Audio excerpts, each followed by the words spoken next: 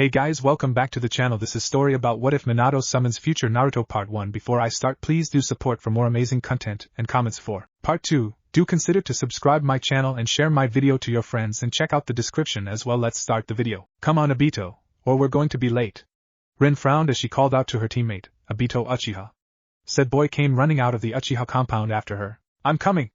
Obito called as he quickly caught up to the young girl. Together, they ran toward their training area, weaving through the crowded streets as they hurried to meet up with the other half of their team. When they got there, they were surprised to find only Kakashi there waiting with a frown, at least they thought so, on his face. Good morning, Kakashi-kun. Rin chirped happily, giving the silver-haired boy a small but bright smile. Kakashi still had the frown but nodded politely all the same, then turned away. Still a popsicle. Obito thought with a scowl, giving his teammate an irritated and narrow glance. The way waited for a long while before, eventually, there was a rustling sound across the clearing. They looked up to see their sensei, Minato Namikaze, looking down at them with a smile from a few trees away. He gave them a slight wave as he explained himself. Sorry I'm late. I had to talk to the Hokage. As he jumped down, the team was already making their way toward him with Obito in the lead, Kakashi just behind him moving at a sedate pace and Rin walking in front of Kakashi. So what type of training are we doing today? Obito asked excitedly, eyes bright and eager. Minato opened his mouth to answer, his lips curling into a fond smile at his most energetic student, but he didn't get a chance to speak. A flash of light engulfed them, stealing their breath and senses. When the light cleared, they found themselves in forest that opened up to a small, glittering blue lake. They weren't alone though. A little ways among the trees, lay the red-haired Kushina, the sage Jiraiya, and Lady Tsunade sitting by the lake. Kushina looked up to see them first and smiled slightly in surprise. I guess we're all here then. Kushina sighed, taking out her feet out the water and standing up. Team 7 looked at Kushina in confusion. Lady Kushina, what are you talking about? Rin asked with her face twisted in a slight frown. Well, Tsunade replied in the red-haired woman's place. We've been here for a while waiting for something to happen and you apparently were that something. It was then obvious that the bright-haired, heavily busted blonde and white-haired man had no more of an idea what was going on than they did. Then how did we end up here? Minato asked, not really expecting any sort of answer as he looked at the bright green forest and crystal clear lake around them. Kushina opened her mouth to reply but she never got the chance to respond. You are all here because I summoned you. A deep voice rumbled from the cover of the trees. They looked up to see a man with crimson hair and eyes step out from the shadows. He walked toward them with a long, quiet stride. They all tensed and stared at the man warily, but their eyes widened when they took the rest of him in. He had a single fox tail that curled slightly behind him and a pair of fox ears atop his head, both the same color as his hair and eyes. Who are you? Kakashi questioned with a slight edge to his voice, placing his hand on top of his kunai pouch out of instinct. The others also adopted tense stances. You do not need to get feisty, boy. My name is Kurama. Kurama answered as he took a seat by the river, slipping his feet in the cool, clear water. Why have you called us here? Tsunade asked, glancing out of the corner of her eye. Everyone else stared warily at the beautiful yet mysterious male. I have called you here to give you a glimpse into the future. You will see what shall happen should you all continue on the paths you walk now, from who you will affect to who you may become close to. He answered in a serious tone. As it is, the future is slowly heading toward a dark and unnecessary path that affects us all. The group present gave him confused stared. He decided to elaborate. I am going to show you one boy's life, as well as a couple of other things that shall make sense over time. I am hoping, by my showing you the future, that you will see the changes that need to be made for all of us, myself included, to survive. He elaborated, staring them down with eyes the color of freshly spilled blood. He raised a clawed hand and it glowed an electric apple green color tinted with flecks of red. He swiped his hand across the water of the lake before them. The clear water rippled as it slowly began to turn dark and make shapes. Hesitantly, they all walked forward and surrounded the intimidating man to get a closer look. When they looked over the man's shoulder into the water, they saw a baby boy with short, tufted blonde hair wrapped loosely in a white blanket as it sat in a figure's arms. They entered the clearing from the shadows of the forest, the little baby being carried in the arms of a shadowed, masked shinobi. Is that him? Another man asked where he waited in the clearing. As the scene came into focus for everyone to see, it was Sarutobi Hiruzen, the third Hokage. Sarutobi picked up the wailing boy into his arms gently, a concerned look on his face. Hush now Naruto, you're going to be fine. Sarutobi murmured quietly, rocking the baby to sleep. What happened to Yondaime? Sarutobi asked slowly, looking over at the ANBU who had carried the boy here. He has died, sir, one ANBU replied, his voice tinged with grief. I see. Sarutobi replied sadly, and then he looked around the almost completely destroyed outskirts of Konoha. Come we have to do and to get the last Uzumaki checked into the hospital, Sarutobi whispered, face masked but sorrow still showing in his eyes, walking away heading towards the hospital. That can't be, it's impossible, Kushina choked out, her eyes wide as she leaned precariously closer to the water. He can't be an Uzumaki unless she inhaled sharply, shocked as she looked up at Kurama. The crimson-haired man nodded his head slightly. Yes, he He's your son Kushina Uzumaki. There was a long moment of silence, and then the red-haired man released a heavy sigh, and the water settled to empty, crystal perfection. I need to gather 2 more people. I shall be back, Kurama informed them, before he stood up and started towards the entrance of the clearing in the woods before he disappeared from sight altogether. How does he do that? Obito asked curiously, still not quite at ease with the whole situation. Tension quickly filled the air, and everyone shared uncertain looks as they simply waited. There was nothing else to do. Kurama returned silently, striding into the clearing and toward the lake was followed by 2 uncertain and more slowly moving figures. Everyone immediately recognized them as Mikoto, Fugaku and their young son Itachi Uchiha, who was being cradled in Mikoto's arms gently. Come, you two, this is vital you see this, and also I request you hand me Itachi, Kurama commanded softly, looking sadly at the small boy in Mikoto's arms. Mikoto hesitantly gave up Itachi as he was lifted into Kurama's arms. Once this was done, Kurama returned to his original place and sat down, then once again swiped his arm across the stream. Everyone looked into the gleaming lake water to see the Uchiha district. A little boy running inside that looked awfully like Mikoto running through the Uchiha district. His little face was contorted in a little frown, and his big eyes flashed with a worried light. Yet, the whole situation still had innocence to it, and the worry wasn't really anything more superficial worry. I better hurry before I'm late and father yells at me again, the boy whispered to himself, as he ran around another corner when he started to slow down some, hesitating. Where is everyone? He thought out loud as he stopped to see his grandma on the floor. Grandma, are you okay? The boy asked, fear showing in his voice for the first time that night. Running to his grandma who he thought had fallen, the boy tried pushing her up when he noticed the kunai embedded in her back, that had been shielded from him before. Grandma, he shouted, then noticing his grandfather's body in a similar manner, hidden just on the other side of a corner, he closed his eyes tightly and turned around to run all the way back home. He stumbled, eyes clouding over, and hands shaking as he took shaky breaths, running with reckless abandon. Then he stumbled upon a final building. Mother, father! He roared as he stumbled into the house, running all the way to the back room. He opened the door slowly, forever changing his life. That was how he saw his parents dead on the floor, and his father splattered in their blood sheathing his short tanto. Sasuke, his brother called his name. Why? Why Itachi? Why? Sasuke yelled, as tears escaped down his face. What's happening? Mikoto had shakily collapsed onto the floor, face incredulous, and eyes wide with horror. Fugaku had followed her to the floor, holding her, whispering soft comforting tones in his wife's ears as he closed his eyes to stop from showing the sorrow in his own eyes. As everyone else was staring at the sleeping form of the young child that murdered his parents in that vision before them. Foolish little brother, did you honestly expect it to outrun me? I'll let you live, but one day when you have eyes like mine, come after me, then cling to your pathetic life and seek your vengeance. Itachi whispered, slowly blinking, and activating his Manjiki Sharingan, the black in his eyes merging. It was only a few seconds, but after longs, pure screams were drawn from him. Sasuke eventually fainted from emotional and psychical exhaustion. He fell to the ground with a small thud, and his expression was still frozen in terror. Our little Ida-chan turns into that monster, Mikoto wailed, quickly taking Itachi from Kurama's arms and pulled him tightly to her chest. He is not truly a monster, Kurama whispered, you'll find that out in a short while. Looking at Fugaku and Mikoto sternly, and then his attention back to the stream. Now we must continue on, Kurama added, even as the expressions of those around him became less sure and more shocked by the second. Again, the water rippled before him, taking on a new form. Man, I don't get it, Naruto muttered, wrapping his arms around his knees and shaking his head. Why does everyone call me a monster? I'm not a monster. Who would call a kid a monster? Fugaku growled out, and causing everyone to look over at the usually stoic clan leader in surprise. The man was ignoring them, staring into the water with a blank face as if he'd never said anything. The blonde rose to his feet and continued down the road until he bumped into a slightly larger figure.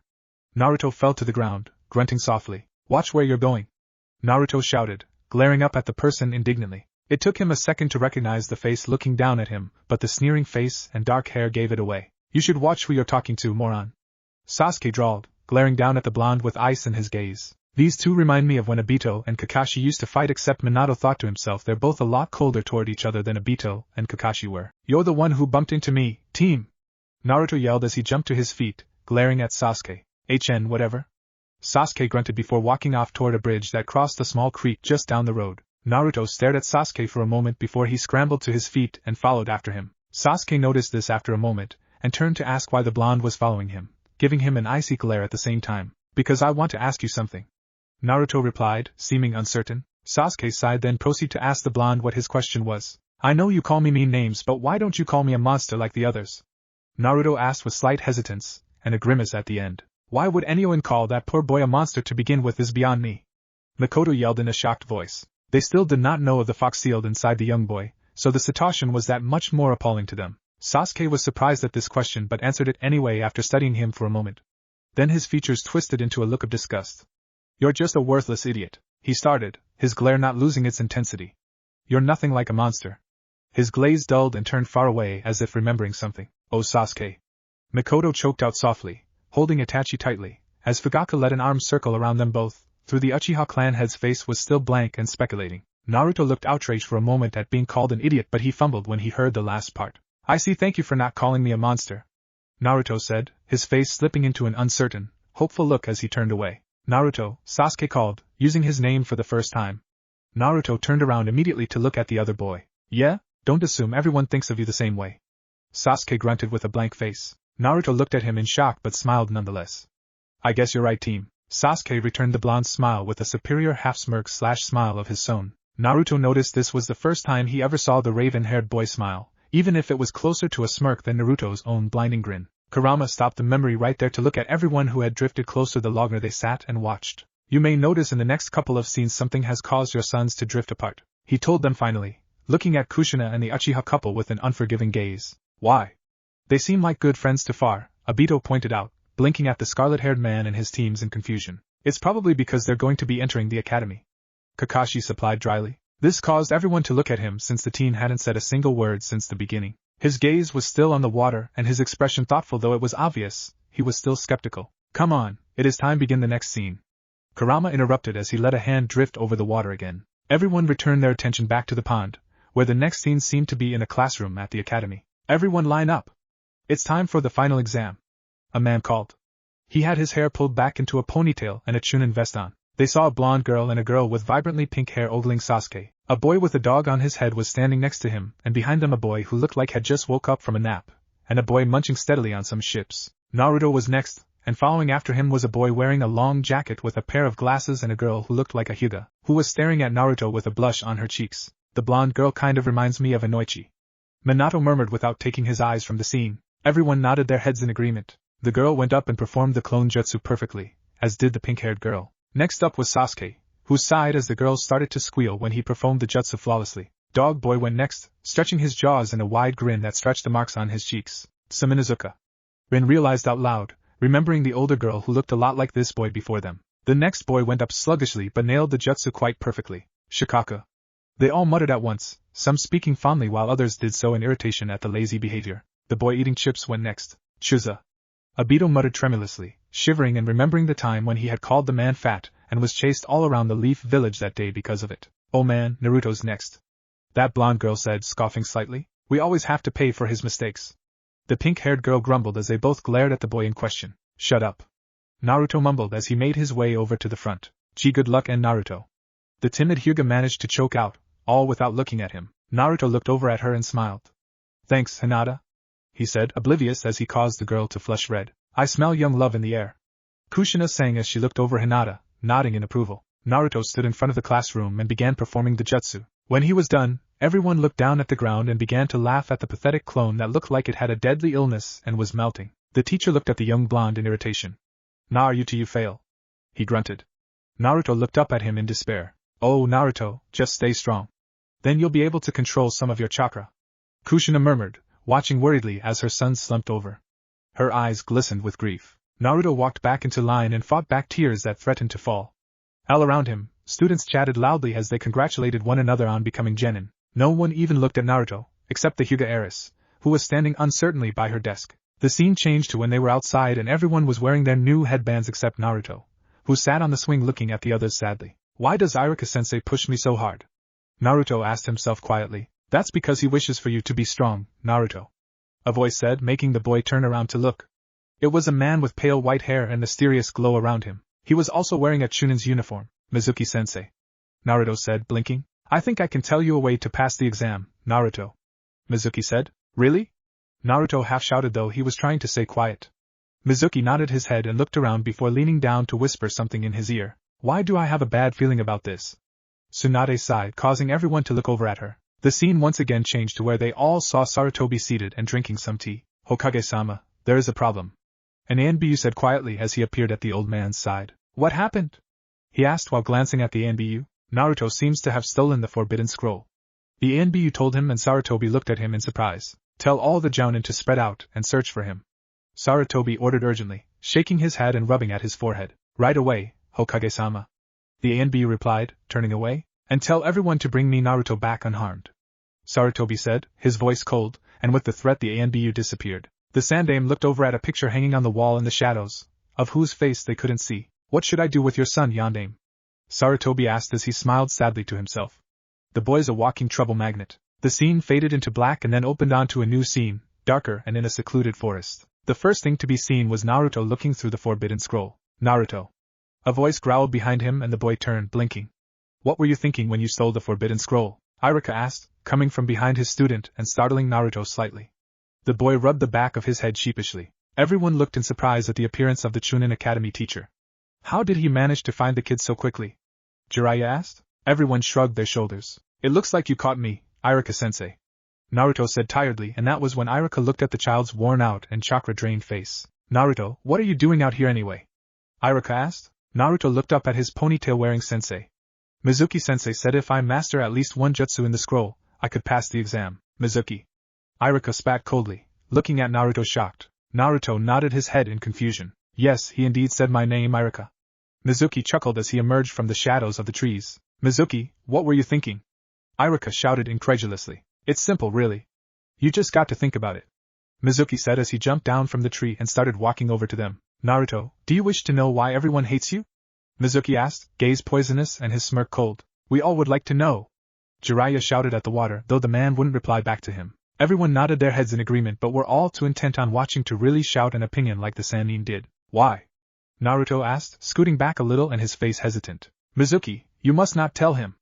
Iruka yelled, his face full of panic. The Hokage has forbid it. Mizuki ignored the other Chunin. It is because on the day you were born the nine-tailed fox was released and went on a rampage, destroying the village, and that very same monster now lives inside you. Mizuki spat out. Naruto looked devastated, scrambling to his feet and shaking his head, wavering for a moment before he took the scroll and sprinted into the forest. No! Kushina yelled in surprise, gasping slightly as she spun to stare at the red-haired man looking at her stoically. Does this mean that you died and released the nine tails?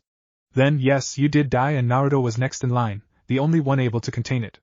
Kurama finished. The group around him blinked in shock, mouths wide as they blinked slightly. Naruto, wait! Iruka called while trying to run after his student. A giant kunai flew toward him, hitting him in the leg, and causing him to fall to the ground. I have to get rid of you now, Iruka. Mizuki purred with a smirk, pulling another kunai from the holster on his leg and swinging it down at Iruka in a vicious arch. That's when an orange blur came and knocked Mizuki away from Iruka, causing both men to blink in shock. That's it! Come on, Naruto! Show him who's boss! Obito cheered as he thrust a fist into the air. You're not going to lay a finger on my sensei. Naruto growled out, giving the man a deadly glare. I will kill you! You and what army? Mizuki snorted, sneering at the boy as he spun a kunai around a finger. I'm glad you asked? Naruto grinned, throwing his hands together in a simple seal. Multi-shadow clone jutsu! He shouted and smoke began to pour into the forest around them. All of us! The Naruto army shouted. They all ran up to Mizuki simultaneously and began to beat him up, and the sound of the man screaming echoed through the forest. Once this was done, the sun began to rise, slowly illuminating the forest. Naruto, come here. Iruka called. Naruto walked over to him and Iruka pulled off his headband and tied it around the boy's forehead. Congratulations, Naruto. You passed. Iruka congratulated, closing his eyes as he gave the boy a giant, genuine smile. Yay! Kushina and Obito cheered. Hello, everyone. Naruto said, shocking everyone as he stepped foot into the room. Naruto, I thought you were too stupid to pass. Sakura said. I have a feeling this girl is going to annoy me. Kushina murmured to herself, but Rin and Tsunade heard her. I agree with Lady Kushina. Rin commented as she looked over at Lady Tsunade, who was analyzing the young pinkette. She seems to have some good chakra control from the looks of it. Tsunade said. Yeah, that girl does. Mikoto said. She was smirking as Naruto nearly fell over. You're so cruel, Sakura-chan. Naruto murmured as he stood up and tried to regain some of his hurt pride. Yeah, Naruto! Don't let the female power get you down! Obito yelled with pride. The girls glared at him while the guys smirked slightly. Naruto went to go sit over by Sakura, who was sitting on the side of Sasuke in the front of him. Oh my gosh! Sasuke is so cool. Naruto heard some girl gossip to her friends. Fangirls. Kakashi thought, remembering the fangirls that harassed him while he was at school. He felt pity for Sasuke for having to endure it as well. Naruto's eyes tightened and he walked over to Sasuke and stood in front of him, analyzing him. What is so special about this guy anyway? Naruto thought. He didn't see nor hear the guy that walked behind him bumping him forward. Naruto and Sasuke lips crashed together. Oh my gosh, your son took my son's first kiss. Kushina screamed loudly. No, your son deflowered mine, as you could have seen. Fugaku growled at Kushina. Don't fight now. Minato told the two of them sternly. Jiraiya started to laugh all of a sudden. What are you laughing about, Jiraiya-sensei? Minato asked, looking over at his sensei. You just acted like they were your children and you were their mother. Jiraiya told him before he continued to laugh at Minato, who blushed slightly. It's okay, Minato. You would make an excellent parent. Kurama told him. Does this mean I have a child in the future? Minato asked excitedly. I am not in liberty to say as of now. Kurama replied, avoiding Minato's gaze. Their eyes went wide with surprise as they broke away from each other. Naruto! All of Sasuke fangirls screamed, running after Naruto in a fit of rage. Run, Naruto, run! Obito and Kakashi screamed at the same time, hoping that Naruto got away safely, as everyone stared at them weirdly. Naruto gulped as he ran when Iruka-sensei walked into the room. Everyone settled down. Iruka said, walking towards his desk as he pushed Naruto to go find his seat. Once Naruto sat down, Iruka pulled out a scroll. Listen up. You will be grouped into your 3-man teams and you will meet your new sensei later today. Iruka said as he began reading the names of the teams. Hey Kakashi, isn't this Iruka kid a year younger than us now? Obito asked Kakashi, looking over at him. Yeah, he is now that you mention it. Kakashi said, nodding his head. Team 10 is Yamaka Ino, Nara Shikamaru, and Akimichi Chuji. Iruka said, reading the first team. Ah man, why am I stuck with you guys? Ino groaned, laying her head on the desk. Never mind that pink-haired girl. Inoichi's daughter seems much worse. Rin told them bluntly. You're one to talk, princess. Shikamaru grimaced as he looked down at the blonde girl. That's Shika's son all right. Tsunade said, smiling. Team 8 is Abirame Shino, Inazaka Kiba, and Hinata Hyuga. Iruka said, looking over at the other new team. Yeah, we're going to be the coolest team ever, right Hinata? Kiba said excitedly. Hinata smiled slightly and nodded her head as Shino moved over to sit next to them. Team 7 is Sakura Haruno, Sasuke Uchiha. Iruka managed to get out before a whole bunch of girls started yelling. Why does Sasuke have to be with Billboard Brow? Ino whined. These girls are so annoying. I'm glad I never acted like that, right guys? Rin asked, looking at her teammates that avoided her gaze. Yeah, Obito and Kakashi lied, still not meeting Rin's eyes. What did you say, Ino pig? Sakura hissed, standing up and slamming her hands on the table. Be quiet so I can get the last team member, then you guys can argue all you want. Iruka yelled and everyone went silent. Good. Now the last team member on that team is Naruto Uzumaki. Iruka was finally able to get out. Even the loser is on Sasuke-sama's team. One snobby girl shouted. Oh, she didn't just insult him. Kushina said, standing up glaring at the snobby girl. Enough. Everyone come and pick up your scroll to find where you're going to meet your teacher at. Iruka told them as he let out a heavy sigh as the teams started coming up to get their scrolls one by one. Where is he? We have been waiting here for hours. Naruto groaned as he slammed his head on the couch. I wonder who could be their teacher? Kakashi asked, looking at the others who simply shrugged their shoulders. Yeah, they've been there for the longest time now. Obito said. For once, I agree with you, Naruto. This guy is taking way too long. Sakura commented. That's when the door opened. Finally, he gets here. Kushina yelled, throwing her hand in the air. And the eraser that Naruto set as a trap earlier fell and hit their new senseis on the head. Who would fall for that? They sure must be losing their edge. Rin commented. Kurama smirked but didn't say a word. Naruto and Sakura broke out into a fit of laughter, and even Sasuke smirked a little. Ah, the old eraser trick. Their new teacher said, fully coming into view. He had snow-white hair, and his headband covered one of his eyes. Oh my gosh! It's you, Kakashi! Minato yelled as looked from his pupil to his all-grown-up pupil. I look so cool. Kakashi murmured to himself, smirking at how cool he grew up. Man, you look old. Obito said, as Kakashi glared at him. Let's begin, shall we? You shall state your name and something about yourself. I'll start. My name's is Kakashi Hataki and I like Ika Paradise. Oh no, my Kakashi became a pervert. Minato murmured to himself. Ah, my young reader, you will soon learn everything to earning a woman's heart. Jiraiya said proudly. Kakashi turned away from everyone, trying to hide the blush that crept up onto his face. Kakashi told his students. You're up next. Kakashi commented, looking over at Sakura. My name is Sakura Haruno, and I hate Naruto. Sakura finished, causing Naruto to fall out of his chair. Blondie, you're up. Kakashi told him as he looked down at Naruto. I'm Naruto Uzumaki and I will be the next Hokage, believe it. Naruto yelled, not another person claiming they will become Hokage. Fugaku groaned as he looked from Minato and Kushina. Mikoto just patted her husband's shoulder softly, pointing at Kakashi, who simply nodded his head, then turned to look over at Sasuke. My name is Sasuke Uchiha and my dream, no, my will is to kill a certain someone. Sasuke told them. Oh, Sasuke. Mikoto sighed sadly, looking down at Itachi, who laid sleeping in her arms. as he had his hands folded together while leaning in towards the group. We will meet tomorrow at Training Ground 7 at 6 o'clock a.m. And don't eat anything. Kakashi told them, and with a huge puff of smoke he was gone. Hey Sakura-chan, do you want to walk home together? Naruto asked. Not on your life. But Sasuke, do you dash? Sakura replied before turning around to face Sasuke, who had already left. Where is he? He's late. Naruto groaned as he leaned against the tree. You were late? Rin and Obito asked in shock as they looked over at their usually on-time teammate. I must have a good reason to be late. Kakashi said. For once, I agree with you, Naruto. It's been 3 hours. Sakura commented. Sasuke simply sit next to a different tree with his eyes closed. That's when they say their sensei slowly making his way over to them. You're late. Sakura and Naruto yelled in unison, pointing at Kakashi. Sorry. As I was coming here I saw an old lady that needed my help. Kakashi rambled on about his lie. Liar! Sakura and Naruto screamed furiously. Let's begin your training. Kakashi said. The 3 genin stood in front of him with serious looks on their faces. It is a very simple test. You must take these 2 bells away from me by lunchtime, or you will be sent back to the academy. But I only have 2 bells, so only 2 of you will be able to stay, even if you manage to take the bells. Kakashi, finished with his explanation, pulled out a little orange book and began to read. Isn't that the same method you use for us to work as a team, Minato-sensei? Rin asked. Yes. It is.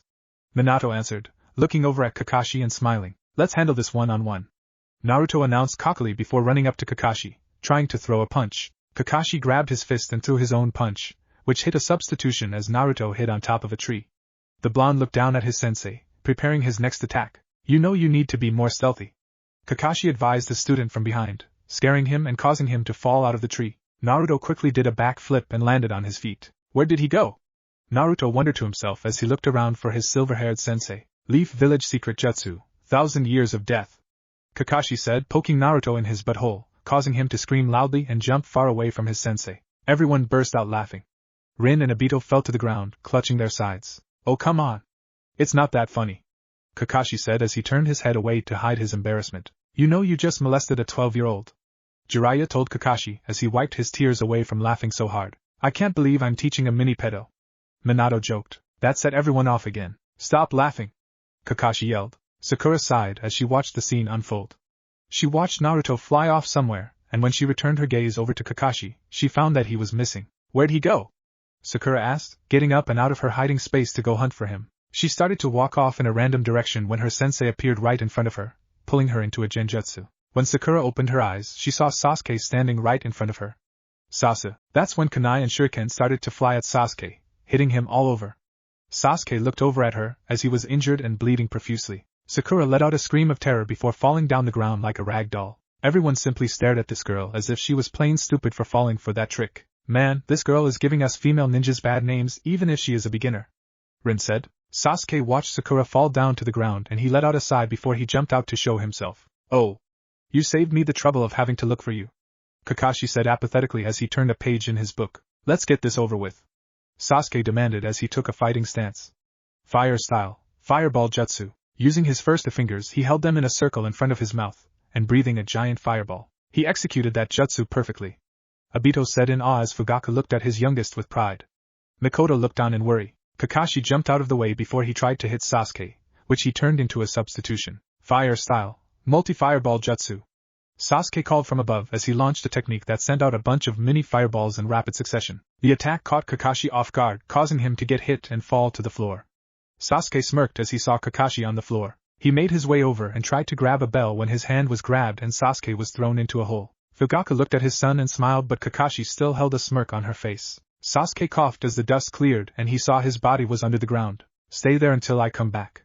Kakashi ordered cheerfully as he walked away from Sasuke. Fugaku looked at Kakashi surprised, and Kakashi just continued to smirk at his future self. Sakura woke up and started to look around. Oh no! I have to find Sasuke, Sakura said as she got up and started to run in a random direction until she heard Sasuke calling her name. Sasuke! Sakura gasped, turning around excitedly as she looked down just to see Sasuke's head sticking out of the ground. She screamed in horror before fainting again. Completely useless. Sasuke murmured as he watched her faint. I agree. Rin agreed as she shook her head at the girl. Naruto was wondering by the 3 poles where he saw the 4 lunches. I bet if I eat one, I will gain my energy to eat a bell, Naruto told himself as he grabbed a lunch boxes and was about to eat it when he looked up to see Kakashi. He let out a scream. Kakashi tied him to a pole before going to get Sasuke and Sakura. I might not send you guys back to the academy after all. Kakashi told them. Really?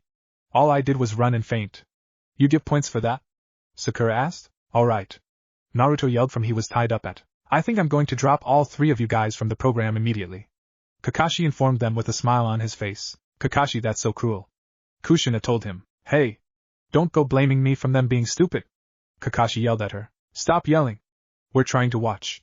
Tsunade growled at them. Their faces all turned devastated. You can't do that. You can't just change your mind about sending us back to the academy. Why would you do that? Naruto yelled in protest. Because you don't think like ninjas. You think like little kids, like brats. Kakashi stated simply. Sasuke got mad and ran at Kakashi, who flipped him over and slammed into the ground, pinning him with a knee in the middle of the preteen's back. You think it's all a game. Kakashi continued while Sasuke continued to struggle. Let go of Sasuke. You can't hold him down like some type of bug. Sakura yelled. That girl is so annoying. Rin hissed. You don't know what it means to be a ninja. You think it's a game? Kakashi asked. Why do you think we put you on squads? Did you ever consider that for one moment? What do you mean? Sakura questioned. I mean you never realized what this exercise was about. Not even close. Kakashi stated. You've gotten way too serious about your job, Kakashi. Obito told him. What's it about? Naruto asked in confusion. It determines whether you pass or fail, but that's what I wanted to ask in the beginning. Sakura said slowly. Why were we really like that, Minato-sensei? Obito asked. Minato nodded his head and all his students seemed to get a little depressed. Use your head. 3 people on the squad. Why do you think they do that? Kakashi quizzed them with frustration clear in his voice. Arg. How are we supposed to know why you pick 3 people? We didn't make up the rules. Naruto yelled, wanting to pull at his hair. It's so basic. Kakashi finally resorted to yelling. Teamwork. They all looked at him, shocked. To work together, that's what you mean. Sakura restated. Didn't he just say that? Rin sighed. That's what I meant. Too late now, though. If all 3 of you had come at me, you might have been able to take them. Well, anyways, it's over. Kakashi finalized. Wait a minute. Sakura suddenly said. You set it up with 3 people but only 2 bells. If we worked together, only 2 of us would have gotten the bells, which would have led to group conflict, and the squad would break up. Exactly. I purposely pinned you against one another. Kakashi told them. They all looked at him in confusion. I wanted to see if you could overcome that, and put the squad ahead of yourselves. A genin should have a natural feel for teamwork, but it never even crossed your mind. Sakura, you obsessed about Sasuke the whole time instead of helping Naruto, who was right in front of you. I'm glad I wasn't so obsessive. Rin sniffed with a hair flip. Kakashi and Obito chuckled uneasily. Naruto, you do everything rashly and by yourself, everything. So harsh. Obito commented. And you, Sasuke? You thought the others were so far beneath you that they were worthless.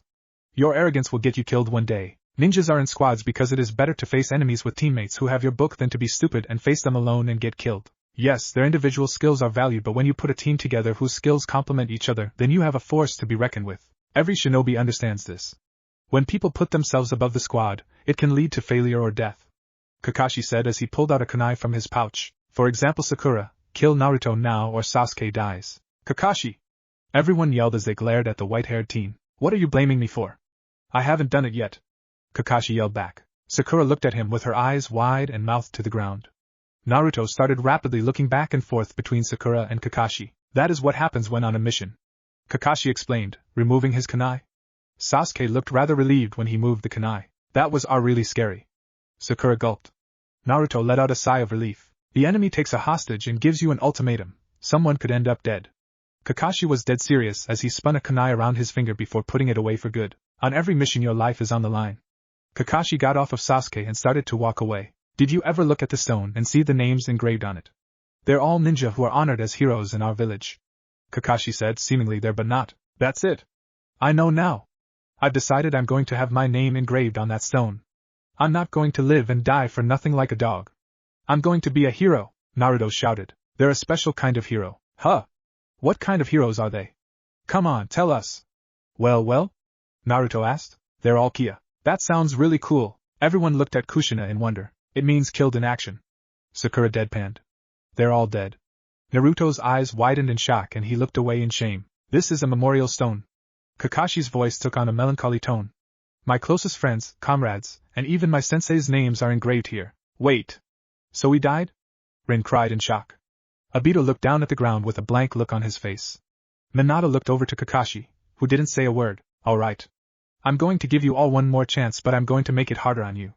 You will have 3 hours to get a bell. Eat lunch now to gain some strength, but do not give Naruto any. It is his punishment for breaking rules and trying to eat by yourself, and, if anyone tries to feed him, that person will immediately fail.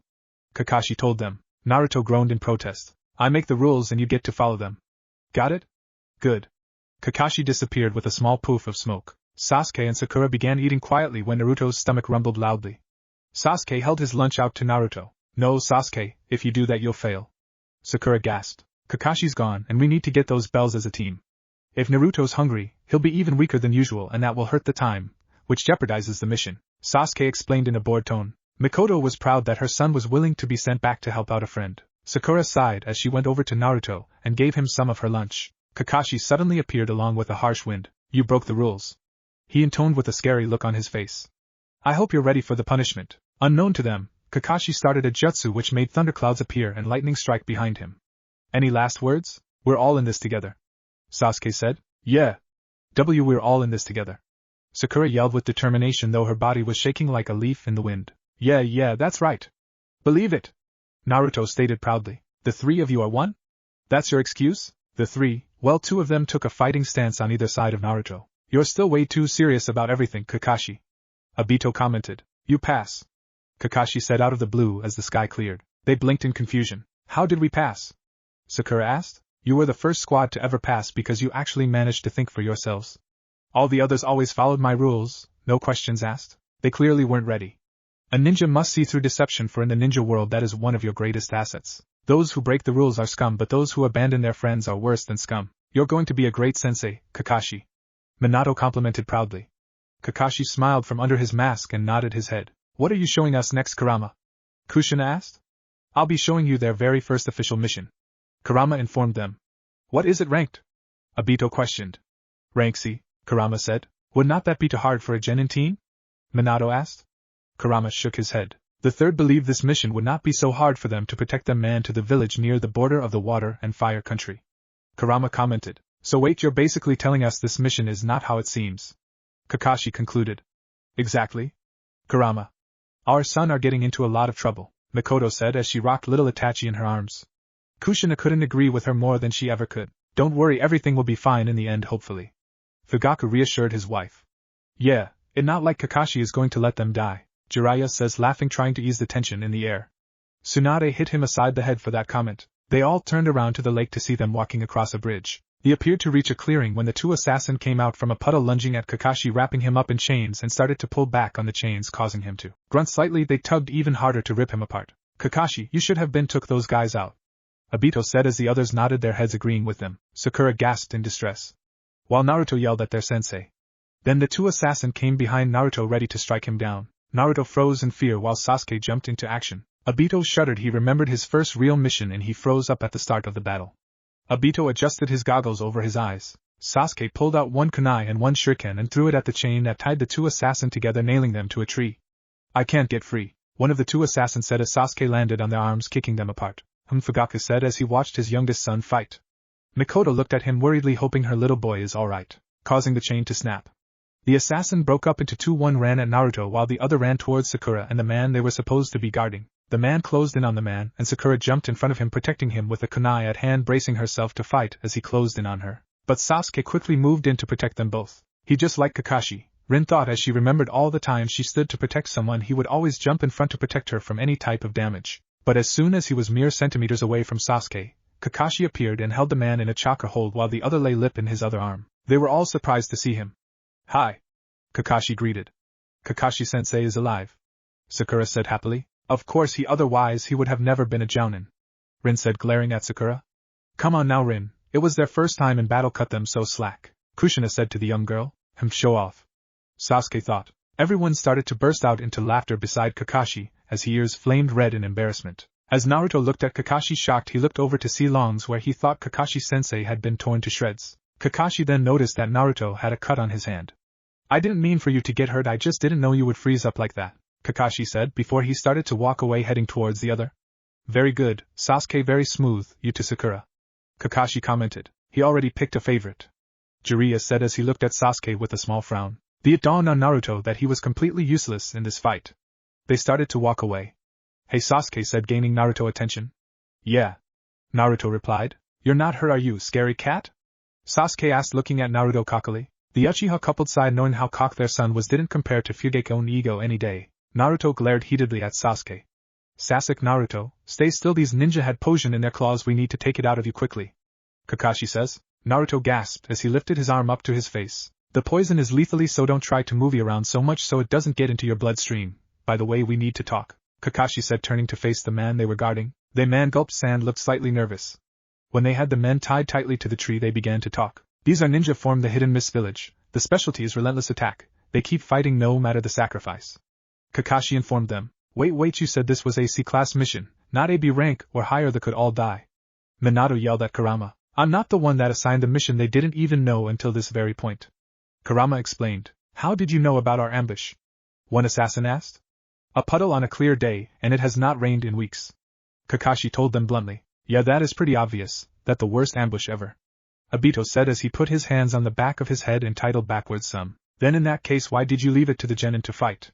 Tazuma asked Kakashi. I could have taken them out quickly, then I would have learned nothing. I had to know who their target was and what they were after. Kakashi told him, looking suspiciously over at Mr. Tazuma. What are you getting at? Tazuma questioned. You're a lie-ass person that could have lost children their lives. Mikoto seethed, glaring at the man. I wanted to know if they were after us, ninja of the leaf, or if they were after you, the master bridge builder. In your request you asked for standard guards from robbers and businessmen. You didn't say there was ninja after you, hunting you down. If we knew this, it would have been a B rank mission or higher, but our task was simply escort you to the destination and protect while you were finished building your bridge. If we knew that we would be attacked by ninja, we would have staffed differently and cost you of a B mission. Apparently you have your reason, but lying to use was not acceptable. And now we are at the scope of this mission. Kakashi ranted. That probably the longest time I ever heard Kakashi talk. Tsunade commented. As everyone began to laugh once again. Oh, be quiet, I can talk a lot if I want to. Kakashi pouted. We're just genin. This is too advanced for our level of training. We should go back, and we really need to treat Naruto's wound and get the poison out as soon as possible. Back our village, we could take him to the doctor. Sakura told him. She is right. Rin said as she looked at Naruto sadly. Naruto's hand could become a problem. I guess we should go back to the village. Kakashi grunted. Naruto gritted his teeth. Naruto pulled out a kunai and stabbed himself in the arm. What is he doing? Kushina yelled. He getting rid of the fear by causing pain to allure himself away from fear. Obito said. Minato looked at his student and wondered how did he know this in all their mission. He never once saw or even heard of this. Why am I so different? Why am I Naro asked. Naruto. Stop that, what are you doing? Sakura yelled at him. I worked so hard to get here, pushing myself till it hurt, training alone for hours, anything to get stronger, to reach my dream. I'll never back down again and let someone else rescue me. I'll never run away and I'll not lose to Sasuke. I make this pledge on this wound. A ninja never goes back, his word, and neither will I. Don't you worry about me, I'll be fine, and let's go. Naruto said. Kushina smiled sadly at her son, wishing she could have been there for him. Naruto, that was really cool how you took the poison out and all, but if you lose any more blood you're going to die. Kakashi said, then began to freak out. Everyone laughed as they watched Naruto run around holding his hand out like he was a puppy with a broken paw. It might be a good idea to stop the bleeding now, Kakashi said. Then Naruto began to run around frantically. I'm too young, no, too old to die. Naruto cried. Show me your hand, Kakashi said. Naruto, you have a self-abusing problem, and it called masochism, Sakura told him. Tsunade smirked at this young girl. Even though she was annoying, she did have a good head on her shoulders. Kakashi examined the wounded to see that the wound was already completely healed. You have a really scary look on your face, am I okay? Naruto asked. Yeah, you should be, Kakashi says. This healing power, is it from the nine-tailed fox? Kakashi thought as he continued to bandage Naruto's hand. The scene suddenly changed to a dingy misty forest, and a group of mist ninja were there, and two men in business suit. What do you mean you failed? You're supposed to be a top-notch assassin. The short man with a black suit said, with blonde puffy hair wearing a pair of sunglasses said. Who is he? Minato's team asked in unison. Fugaku stared at the picture for a long time as he was trying to remember who that guy was. Oh, be quiet, if you want to find out, a man said as he appeared to have bandages around his mouth as he swung his sword to point it at the man. It showed a man with bandages around his mouth, cow print legging and armbands, and had blue jeans and black belt that went around his torso. Don't worry this time, I will go personally, and this time this sword will be the last thing he will ever see, the unknown man said. They have a very advanced ninja guarding him, it won't be so easy, the man said. Who do you think you're dealing with? I'm Zabuza Mamachi, the demon of the hidden mist. The man introduced himself. That is not good, Fugaku said. What wrong, Fugaku? Minato asked. That man is one of the 7 swordsmen, Fugaku explained. Who are they? Rin asked. They are ruthless mist ninja that carry a weapon like a sword and are very strong and formidable. Tsunade shared. Then are they going to be alright? Obito questioned as he looked over at Kurama. Only the time will tell. Kurama said. So what is the next part going to be about, Kurama? Jiraiya asked the fox man. You shall see. Kurama said mysteriously. Sasuke, I'm in point B, Sasuke commented. Sakura, I'm in point C, Sakura said next. Naruto, in point A, believe it. Naruto said happily. Believe it? Minato said to himself, wondering why Naruto kept saying this all the time. It his catchphrase. Kurama answered. Minato looked over at him shocked while Kurama just pointed to his ears. Go slow, Naruto, move out squad 7. Kakashi said. The target has moved, go after it. Kakashi said urgently. As the black figure jumped and started running into the bushes. What is it? Mikoto wondered as she and her husband looked at their son who was hiding behind a tree. Naruto and his team cautiously stalked over to hide behind the tiers. Over there. Naruto whispered. What your distance from the target? Kakashi asked. 5 meters. Naruto responded. I'm ready, just give me the signal. I'm ready too. Sasuke added. So am I. Sakura finished. Okay now. Kakashi yelled as his team quickly responded to his command, jumping for their target. Kakashi, you've gotten overdramatic as time went by.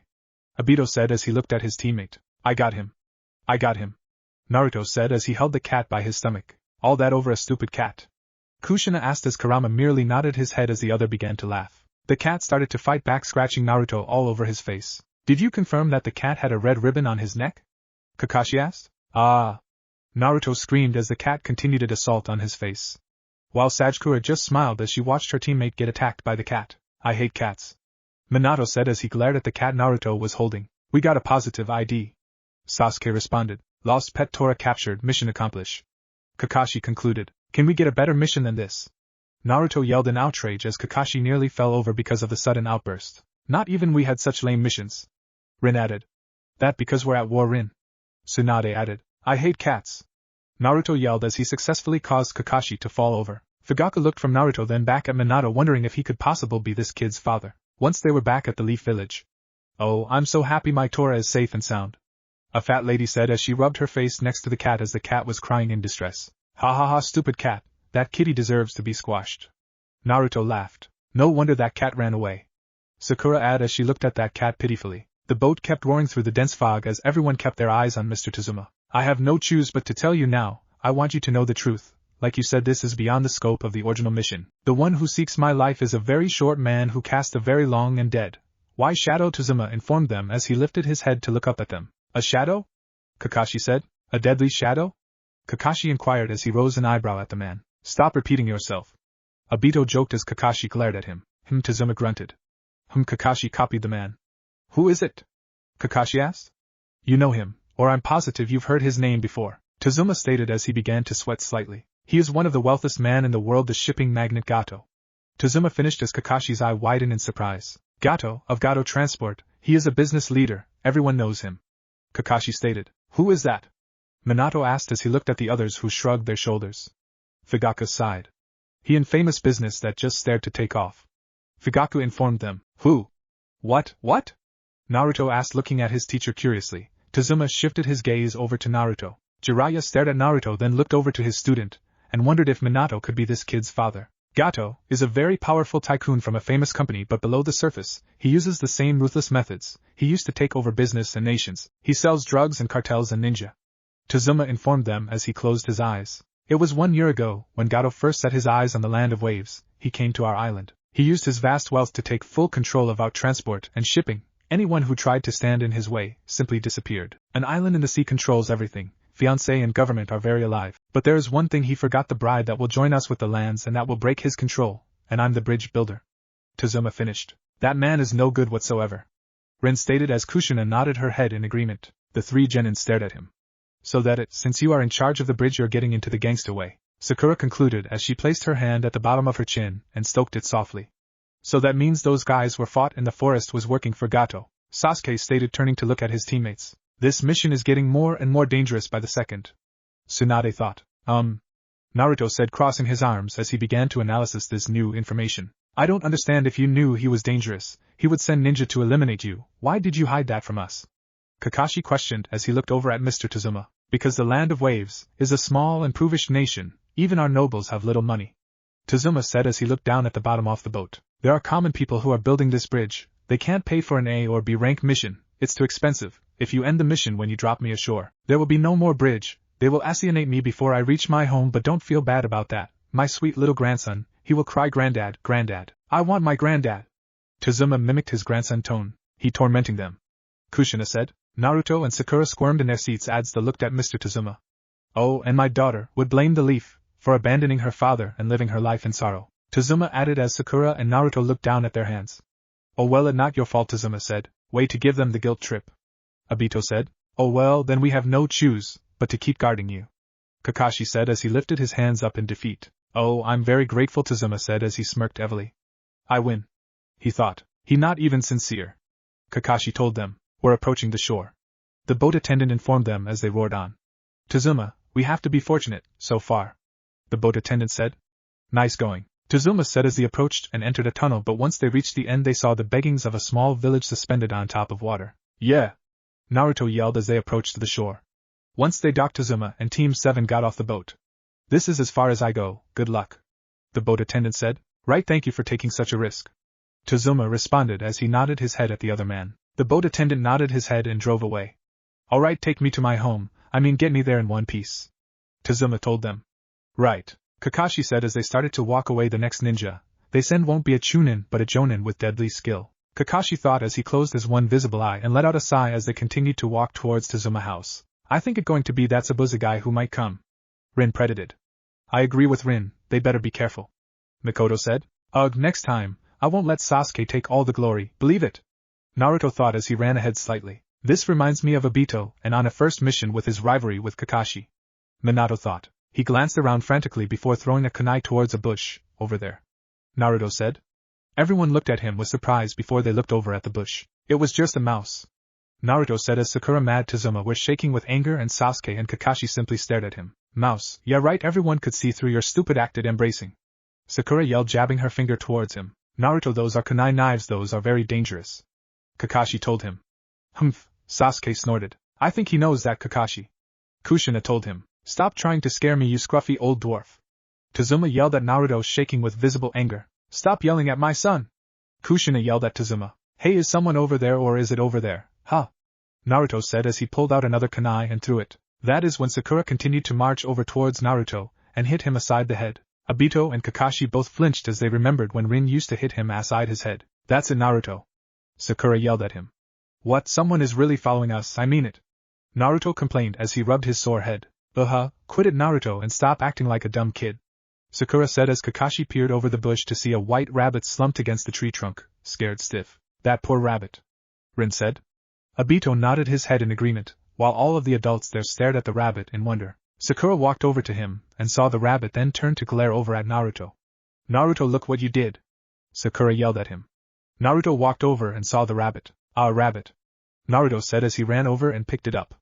I'm sorry, little rabbit, I'm sorry, Naruto repeated as he rubbed his face against the rabbit. All this fuss over a rodent.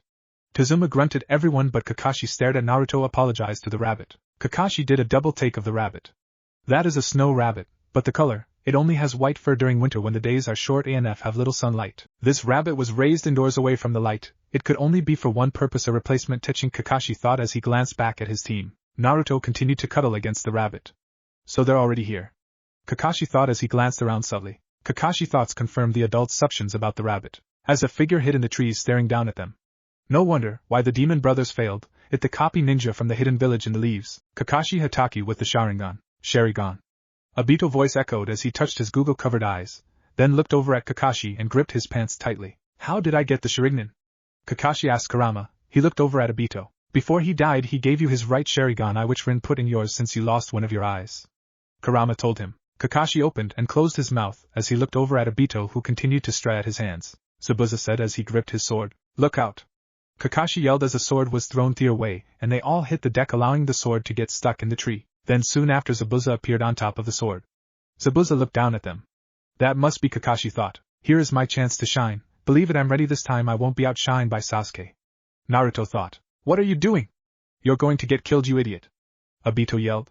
Calm down, Obito, Naruto can't hear you, Jiraiya said as he put a hand on his shoulder. Well, if it not Zabuza Momochi, the rough ninja from the village hidden in the mist, Kakashi said. Yeah, I'm ready, go, Naruto said, walking towards Zabuza, but Kakashi stopped him. Kushina let out a sigh in relief as she looked over at Kakashi gratefully. You're in the way, get back, Kakashi said. Why? Naruto asked.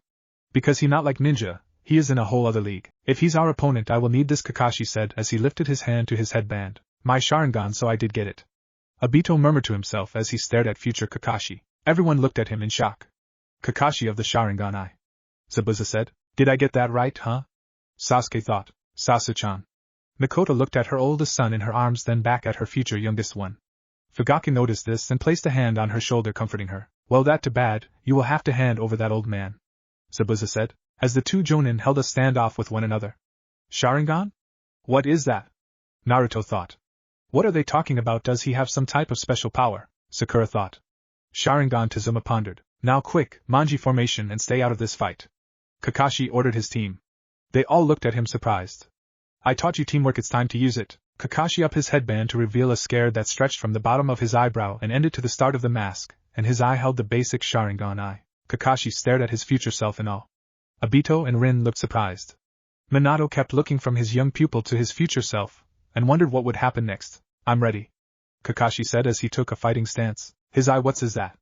Naruto thought as he looked over to his sensei.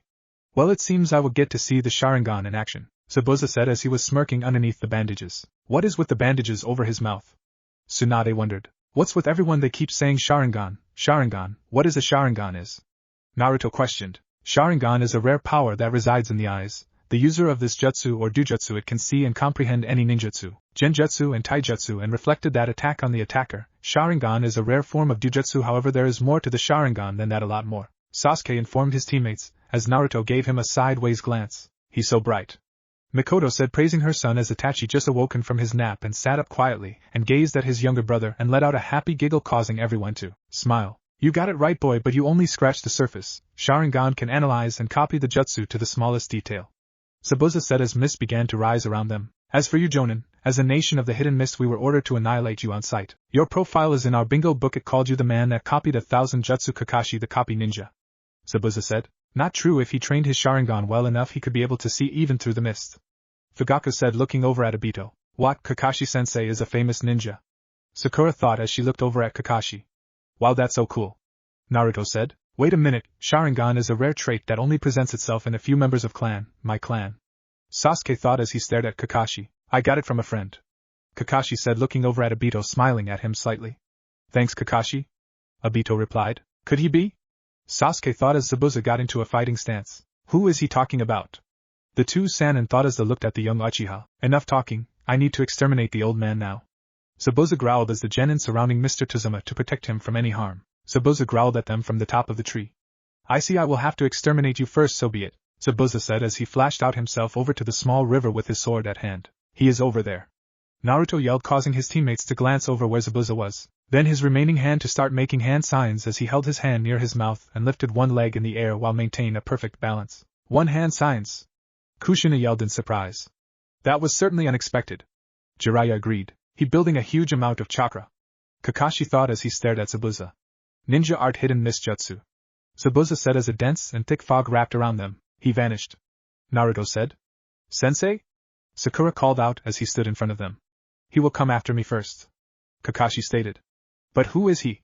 Sakura asked. He is Zabuza Momochi. He is from the assassination group from the hidden mist. He mastered the silent killing technique, Kakashi informed. That must be something new, cause I never heard of it, Tsunade said. Silent killing technique, Naruto repeated. As the name suggests, it happens in an instant. It happened without a sound or a warning of any kind. It's so fast you will pass from this life without ever noticing what happened. But the Sharingan can't fully neutralize it, so don't lower your guard, Kakashi said as the genin looked lightly frightened. Don't worry, Kakashi will protect you, Minato said, smiling at Kakashi, who turned away from him, refusing to meet his eye. But if we fail, we would only lose our lives, Kakashi finished. Kakashi! Who could you say that? Rin yelled at him as she gave him a steady glare. How could you say that? Sakura yelled at Kakashi. They're so alike, Obito thought as he looked at Sakura. The mist is getting thicker and thicker, Naruto stated as he broke out into a cold sweat. The land of waves is surrounded by ocean, so ever slowly to mist are always present, Tazuma informed them as Kakashi began to fade into the mist. They all stood in their position. 8 points. Zabuza's voice echoed the mist. What was that? Sakura questioned, startled. The Zabuza's voice then began to list off the internal organs that were fatal points. Now which shall be my killing point? Zabuza asked Kakashi as he released a wave of chakra so his team was able to see him. My, haven't you gotten powerful? Minato thought as he looked at his student. What an intense thirst of blood, and the slightest movement of the eyes means swift death. Sasuke thought as he began to shake slightly and started to sweat as well. The clash of two jonin with the intent to kill. I never felt something so chilling. I would take my own life. No, I can't bear it. Sasuke thought as he gripped tightly onto the kunai and slowly began to turn it towards himself. Fugaku stared at his youngest son in wonder before he looked at Itachi, who noticed this and looked toward his father. Sasuke snapped his head up, looking at his sensei startled. Calm down, I'll protect you with my life. All of you, I will not allow my comments. You die, trust me, Kakashi said, shooting a smile their way. Kakashi, you grew up to be a great man, Kushina told him as he began to blush slightly. I would not be so sure, Zabuza said as he stood in between Team 7 and Mr. Tazuma. But Kakashi lunged swiftly, stabbing the man in the chest as his team ducked down, but the figure dissolved like water, and the real Zabuza appeared behind him and sliced at Kakashi, which has proved to be a water clone. The water clone jutsu, Zabuza said as his eyes widened slightly. It can't be, even in the mist he saw through the illusion, Zabuza said as he stood erected. As he felt a presence behind him. Don't move, Kakashi said as he stood behind him with a kunai near Zabuza's neck. They stood there as the fallen genin stared at them before slowly rising. Stay on your toes, Kakashi, Minato said. You're finished, Kakashi stated. All right, Naruto yelled excitedly as Sakura began to laugh uneasily and Sasuke simply stared.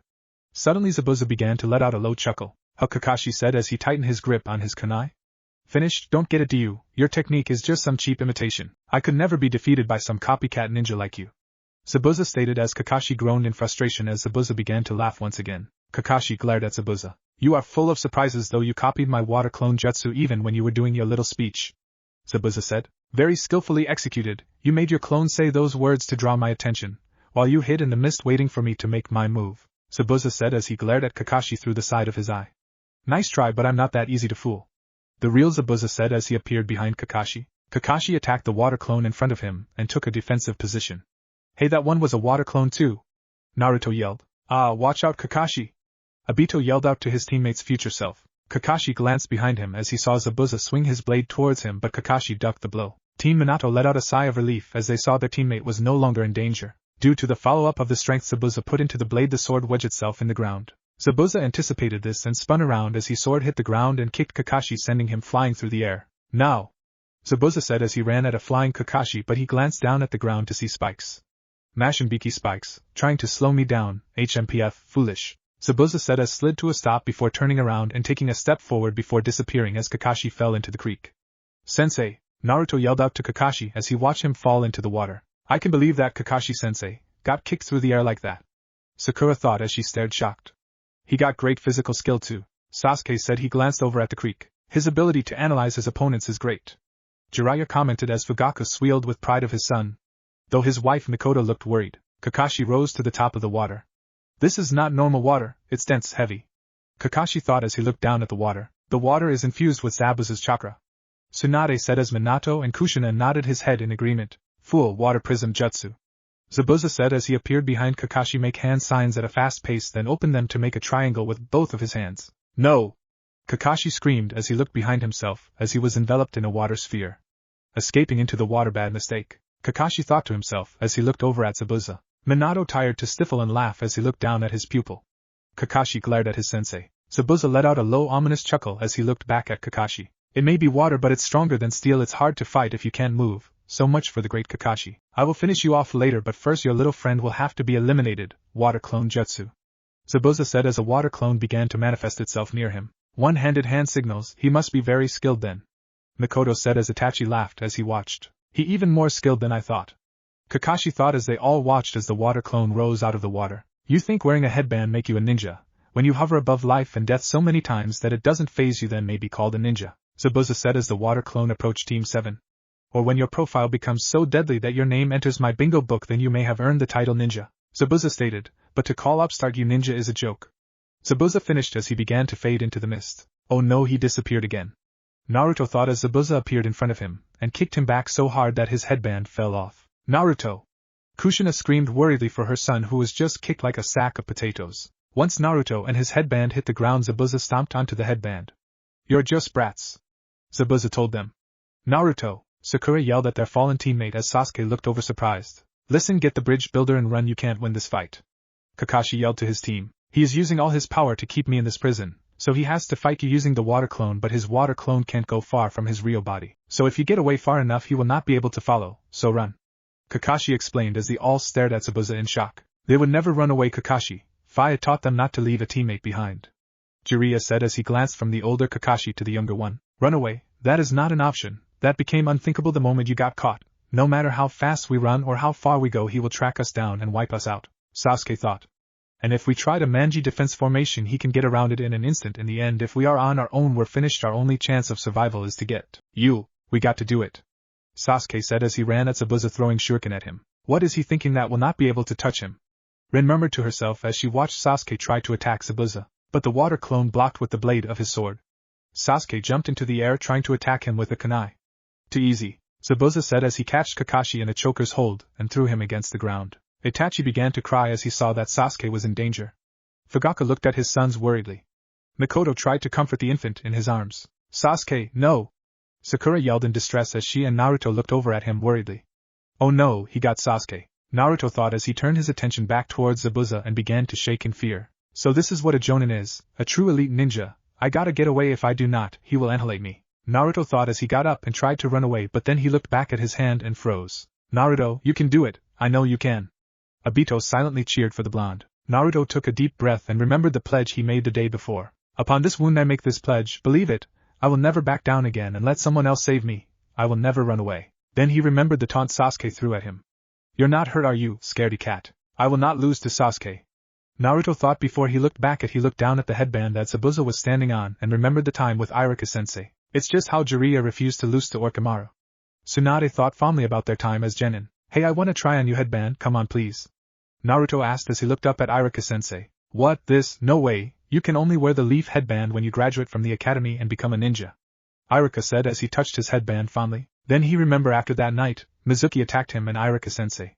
Hey Naruto, come over here for a minute, I got something special I want to give you, Iruka-sensei called to him. When he walked over to Iruka, as he approached him, Iruka took off his headband and placed it onto Naruto. Congratulations Naruto, you graduated, Iruka told him. Aw, Iruka is so nice. Kushina cooed.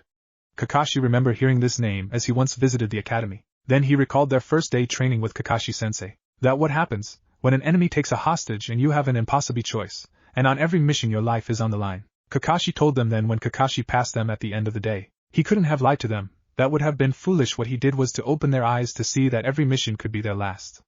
Jiraiya, I'm not the little brat who pulled pranks all the time, I'm a ninja now and I want a ninja mission. He recalled himself screaming at the third Hokage. To be the greatest Hokage, so that the village will stop disrespecting me and start treating me like a somebody important. He recalled himself saying that when Kakashi asked themselves to say something about themselves. Kushina smiled at this as herself she wished to be acknowledged by the village. That right, I'm a ninja now, believe it, Naruto said as he rose to his feet. I swore an oath of pain that I wouldn't run away, Naruto yelled as he ran at Zabuza. Naruto, no, Kakashi yelled from his prison. Ah, Naruto, what in the world are you doing? Sakura yelled as she gripped the top of her head, and Sasuke stared at him as he ran towards Zabuza. What was this Gaki thinking? Tsunade thought as she closed her and turned away from them. Zabuza gave a small laugh before saying, Fool. But Zabuza merely just kicked him away. What were you thinking charging him by yourself? Even Sasuke couldn't even get to him. We cannot defeat him, we're only genin and he is a jonin. What do you think you accomplished by that? Sakura asked as Naruto landed near them. Then she noticed what Naruto gripped in his hand. Headband, that is what he wanted. Sakura thought as she and Sasuke stared at him. To wear his headband is a sense of pride, Tsunade said. Naruto struggled to stand up on his own 2 feet. Hey you, dude with no eyebrows. Obito began to laugh loudly. Kushina had to stifle a laughter herself as the other just simple stared at the two in wonder. Put this in your bingo book, the ninja who will become Hokage of the leaf, hidden in the leaves. Naruto started as he put his headband back on. He never backs down. His name is Naruto Uzumaki. He just like you two when you were younger, both of claiming to be wanting to become Hokage, Jiraiya said as he looked at his student then back at Kushina. They both flushed red in embarrassment. Oh come on now Jiraiya-sensei, you embracing me, Minato told his sensei as his team laughed at him. Zabuza narrowed his eyes at him. Naruto, Kakashi thought as he looked at his young student. I thought he was all talk but this kid got guts, Mr. Tazuma thought as he stared at Naruto. Alright Sasuke, listen up, you can hear me right? Naruto asked as he kept his eyes on Zabuza. Yeah, I can hear you, Sasuke confirmed. I got a plan, Naruto stated. This guy has a plan, Sasuke thought as he looked over at Naruto. So you are finally thinking about teamwork, Sasuke said. Why do I have feeling that Naruto feeling determined? Sakura thought. Of course he determined, he wants to save his sensei. Rin yelled. Yeah, we would never leave our sensei behind. Obito yelled. Kurama smiled at the young Uchiha. Alright guys, let's go wild. Naruto said as he wiped the blood off the side of his mouth. Both Naruto and Sasuke to attack positions while Sakura guarded Mr. Tazuma. It was a standoff. Okay, ready, let's bring this guy down. Naruto said with a smile. Zabuza laughed. Big words from such a little man, you think your little plan will keep you in the game. Zabuza said. This is not good, what are you doing? I told you to run, this fight was over the moment I got caught, now take off. Kakashi yelled to his genin. Your mission is not to prove how brave you are, it is to save the bridge builder, stay on mission. Silly Kakashi, a team without its leader is not a team at all. Minato told his student as he shook his head and closed his eyes. Naruto looked back at the bridge builder. Bridge builder, Naruto said looking back at him. I guess this all happened because of me, because I want to live, but I will not stand in your way this time, so do what you have to do and forget about me, go ahead a fight to save your sensei. Mr. Tazuma told them. I just thought this old man was a con artist, but he is actually genuine. Tsunade said. See, you hear that? Sasuke said looking over at Naruto. Yeah, believe it, I'm ready. Naruto said. Zabuza began to laugh. You have not learned anything, have you, still playing your little game, pretending to be ninja. When I was your age this hand had already crushed many opponents, Zabuza informed them. What is he talking about? Kakashi asked looking over at the adults who stiffened slightly as they heard about this man. Zabuza the demon. Kakashi said as he looked over at him. So he is the little boy that Kushina started, but Tsunade stopped her by yelling out her name to gain her attention. Kushina. Oh, so I was in your book too, huh? Zabuza said. Long ago, the Hidden Mist Village, also known as the Blood Mist Village, before a student could become a ninja he had to pass one last test. Kakashi said. So, do you know about the graduation requirement exam? Zabuza asked Kakashi. Graduation requirement? Is it something like we had to do? Obito asked looking over at Fugaku and Mikoto. No, Obito would not like taking the clone jutsu test and a written test at all. Mikoto told him as she looked down at Itachi who was in her arms sleeping. What graduation requirement exam? Naruto questioned. Zabuza laughed. What the big deal anyway, we had graduation test too. Naruto stated as Zabuza began to laugh louder. Did you have to annihilate the other students to pass? Zabuza told them. What? But that's so horrible, to have to kill your friend, classmates who worked beside you all those years and have to kill them, Rin yelled in surprise as she shook her head furiously. Kakashi narrowed his eyes as he continued to stare at Zabuza. Obito just gaped at the turn of events. Naruto eyes widened in horror. Imagine young ninja like yourselves, eating together, training together, then come to the final exam, only the rules changed that you couldn't stop until you defeated your opponent. He was your friend, that shared your dreams, but now it's him, or you, Zabuza said. That's so cruel. Sakura said in horror. See, you and Sakura think alike, Rin. Obito told her as Rin blushed red and hit Obito on his arm hard enough to leave a bruise. 10 years ago in the Hidden Mist Village, the graduation exam changed 1 year before a dark evil filled the place with terror.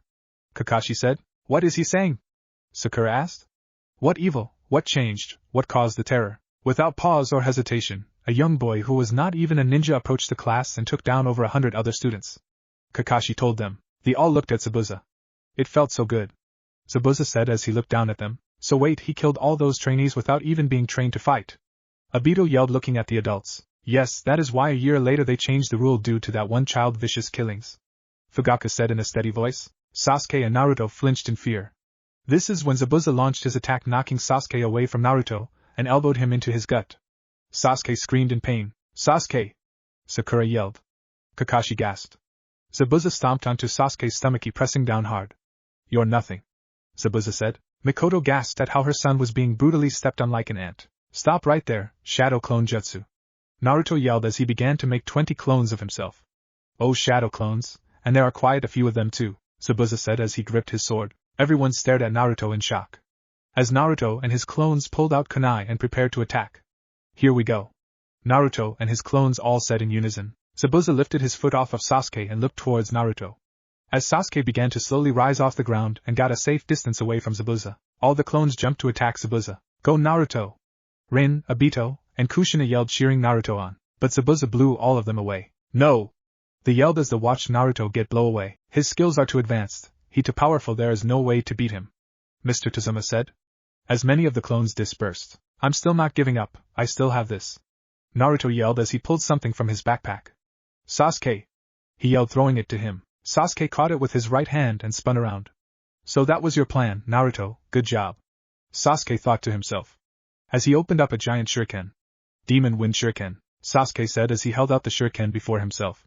Windmill of Shadows, Sasuke said. What?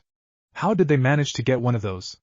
Minato asked as he looked over at Kurama, who shrugged his shoulders. The shuriken will never be able to touch him though, it's useless, Fugaku stated as he looked back into the pond as he felt Mikoto and Kushina glare at him, causing him to flinch slightly. Sakura gasped in surprise, as well as Tazuma and Kakashi. A shuriken? You will never touch me with that, Zabuza told them, but Sasuke ignored the warning and threw the shuriken at him. The clone stood there waiting, but the shuriken never came. It simply went around him and aimed for the real Zabuza, which was keeping Kakashi hostage, so that their plan to free Kakashi. Obito stated. Good job, you guys. Rin cheered. Good plan. You ignored my water clone and aimed for my real body, but not smart enough, Zabuza said as he catched the shuriken in his open hand, but that is when he noticed a second shuriken coming his way. A second shuriken in the shadow of the first, the shadow shuriken jutsu, Zabuza said. While they planned that out thoroughly without even having to talk about teamwork. If only I could get Kakashi and Obito to work together like that, Minato thought. Impressive, he have the showing of being a true Uchiha, Fugaku said. Kushina and Mikoto smiled at each other. Team Minato glanced at each other, then back at Team 7, wondering if they could truly ever be a team like them. Jiraiya and Tsunade exchanged a look of worry, knowing if Zabuza was a true Jonin he would find a way to avoid the shuriken. The second shuriken is on target, and he can't catch this one, Sakura thought as she watched it play out. As the shuriken came at Zabuza, he jumped in the air to avoid it. I told you a shuriken would never hit me, Zabuza yelled. Sakura gasped in surprise. But Sasuke smirked. Everyone was surprised to see the young Uchiha was smiling about. What is he smirking about? His plan just failed, Rin asked, confused. The shuriken dispersed, and it appeared to be Naruto with a shuriken at hand. He hurled it at Zabuza. What? Zabuza gasped as he looked behind himself to see Naruto, as the others besides Sasuke all gasped in surprise. Eat this, Naruto yelled. They have amazing chemistry to pull this off, Tsunade stated. Yeah, not many can fight without talking of a plan beforehand, Jiraiya agreed. Our sons are so awesome, Kushina yelled, smiling brightly at Mikoto. Fugaku and Minato just continued to gape at the pair of genin. Team Minato looked kind of frustrated. They could not pull off a executed move that was planned without a natural member of THRE team getting in the way of each other. Out of reflex, Zabuza quickly moved out of the way of the kunai, breaking the prison that held Kakashi. I will destroy you, Zabuza yelled in fury as he began to get ready to throw the shuriken back at Naruto, but Kakashi blocked it before he got a chance to throw the shuriken as Naruto safely landed into the water. Kushina let out a sigh that she didn't even know she was holding as she looked back over at her son. Kakashi-sensei, Sakura yelled happily. Kakashi glared furiously at Zabuza. As Naruto quickly came back up for air. Naruto, that was an excellent plan. You have really grown, haven't you? Kakashi said as he never took his eyes off of Zabuza. Naruto began to laugh slightly before explaining his plan. I knew I could not beat him with my shadow clone, that was just to distract him, and while the clones fought him I turned into the Demon Wind Shuriken. He did not know what to do, believe it, so when I threw it looked like a real shuriken. Sasuke realized it was me in a second, so he spun around so none could see that he pulled out his own shuriken. Now there was two shuriken, Naruto continued. One was real and the other was me. So I hid in the shadow of the real shuriken and my target was the real Zabuza. Of course I knew I could not fight Zabuza myself. That was not in the game plan. I just wanted to get up in there and break up that water prison. I did not know that clone would be great bonus too, believe it? Naruto concluded. I hope he doesn't intended on explaining out every plan he has, Kakashi said as he closed his eyes. Do not brag, you just lucked out, Sasuke said as he closed his eyes for a brief second. That whole thing was just a fluke, Mr. Tazuma yelled in outrage. You can call it a fluke, but their teamwork was flawless. They knew what to do without even talking about it. Most of the time they act like they hate each other, but yet they are a perfect team, Sakura thought as he looked between Sasuke and Naruto. Team Minato looked at each other before nodding. After this was over they would try harder to work as a team instead of individuals. HMPF, I got distracted and lost my grip of the water prison, Zabuza defended. Don't flatter yourself, you were forced to let go, Kakashi retorted, glaring at Zabuza. Don't flatter yourself, you weren't distracted, you were forced to let go, Kakashi stated. Zabuza turned to glare Kakashi. Sasuke took an attack post ion while Naruto continued to float around in the water staring at the two jonin. Your technique worked on me once, but it won't work again, so what is it going to be? Kakashi asked as the two jonin stared at each other in a face-off as the other stood watching before Sasuke turned to Sakura. Sakura, you know what to do, Sasuke said as the pink-haired girl nodded her head, and they stood in front of Mr. Tazuma. HMPF, Zabuza said as he closed the shuriken and pressed it against Kakashi's knuckles that began to bleed as he knocked the shuriken away. Both jonin jumped apart from each other when Zabuza made a hand sign in air. That is when Sasuke got a good look at Kakashi's eye. The Sharingan, he mumbled. Fugaku knew what his son was trying to figure out, how Kakashi had obtained the Sharingan, but he worried if his son was ever going to obtain his own Sharingan, and if he did he hoped his youngest son would not chase after his elder brother. That is when Zabuza and Kakashi both landed on top of the water and began to say the same jutsu at the same time at a rapid pace as they stared at each other from a distance. Torai! Water-style water dragon jutsu. They both yelled in sync as the giant water dragons began to manifest from the creek. The two dragons twirled around each other before clashing against one another, creating a giant tidal wave which swallowed up Naruto as he tried to swim away and hit the others on the shore. He matching everything including his speed. Obip said as he watched future Kakashi battle it with Kakashi. Wow, so many hand signs and he mirrored them perfectly, and instantly. Sasuke though as he stared at Kakashi. Sakura gasped in surprise as she kneeled the bridge builder. What are they doing? Is that a ninjutsu? Sakura thought. Naruto came up gasping for air as he watched the two jonin fight. Both Zabuza and Kakashi fight each other trying to push each other back into submission. You can do it, Kakashi. Minato cheered his pupil on silently. Something is not right, Zabuza thought as he recalled how rapidly Kakashi matched his hand signs. The Sharingan can comprehend and copy any technique, but both jutsu appeared at the same time. Could he? That when a figure nearby stepped out of its shadows on a tree but none noticed the figure. He finally began to realize, even if the Sharingan can comprehend any jutsu or technique, the owner of the Sharingan must be able to complete and mobilize it as well. Mikoto said as she looked down at Itachi who was crawling around. Zabuza and Kakashi both jumped apart, then they began to circle around each other once before coming to a complete stop. When they both took a position with one arm straight up in the air and his second ready near his mouth to make and hand signs, Zabuza gasped. He not just following, he moves the same way at the same time. Mr. Tazuma stated. But how is he doing that? How Sasuke? Sakura asked looking over at Sasuke. But Sasuke stayed quiet. My movements, it's as he knows, Zabuza thought. I'm going to do next. Kakashi said, breaking Zabuza's train of thought. He can always tell what you're thinking even without the Sharingan. Obito murmured. No, he cannot. Obito, your movements are just rash and easy to predict. Minato told his students. But Kakashi, he too observant and analyzes every little detail in which throws his concentration off. Rin, you need to help your teammates out, both of them to fight as a team. You all are excellent shinobi, but you lack the understanding that you are a team and teams stick together. Minato told them. We know that, no, Minato-sensei. We promise to try harder when we do our team training. Rin promised as her other two teammates nodded their heads. Is he reading my mind as well? Zabuza thought as he stared at Kakashi. He looks at me with that eye. It makes you furious. Kakashi said. You're only copying me like a monkey, Zabuza started. You can't beat me with cheap tricks, I will crush you. Kakashi and Zabuza said in unison as they both began to rapidly make hand signs. He beginning to panic. Kakashi is trying to psych him out to make him lose his concentration. When I'm done with you, you will not be able to open that monkey mouth of yours again. Zabuza growled as he finally finished the end signs. What is that? Zabuza thought as he looked behind Kashi to see a figure that came to manifest itself as him. It's me, but how? Is an illusion jutsu. Zabuza thought as his continued to widen. Water style, Gant Vortex Jutsu. Kakashi said as he completed the jutsu before Zabuza and his Sharingan eye began to spin. What? Zabuza said as the water near Kakashi began to swirl around him, creating a vortex. Impossible! Zabuza screamed as the vortex swallowed him and he was thrown into a powerful current. I was just about to create a vortex, but he created one first. Zabuza thought as he was pushed forward woven with the current, and he let a scream. The faster he trained his Sharingan, to nails the technique and his jutsu. Fugaku said. He copies my jutsu before I can even do it. I cannot keep up. Zabuza thought as he fought against the current with all he had, but in the end he fell victim to it, and was pushed back. Sasuke and the others tried to hold their ground at the intensity of vortex almost knocked him off their feet. Naruto was being pushed each and every way before he was pushed up shore, where he grabbed hold of a branch. Meanwhile the figure in the trees disappeared to a different location away from the current tree Naruto was holding on to before Naruto got a chance to notice him. Who was that?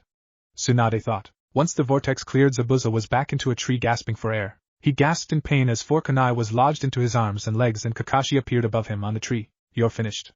Kakashi said as the water flowed back into the creek. How? Zabuza asked as he looked up at Kakashi, who met his gaze. Can you see into the future? Yes, and this is your last battle ever.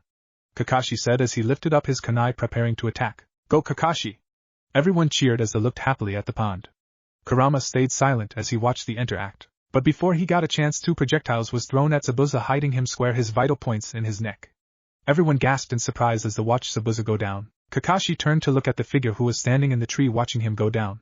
You were right, it was his last battle, the boy said as he let out a small laugh as he wore a Umbu Mist village mask. That is very suspicious?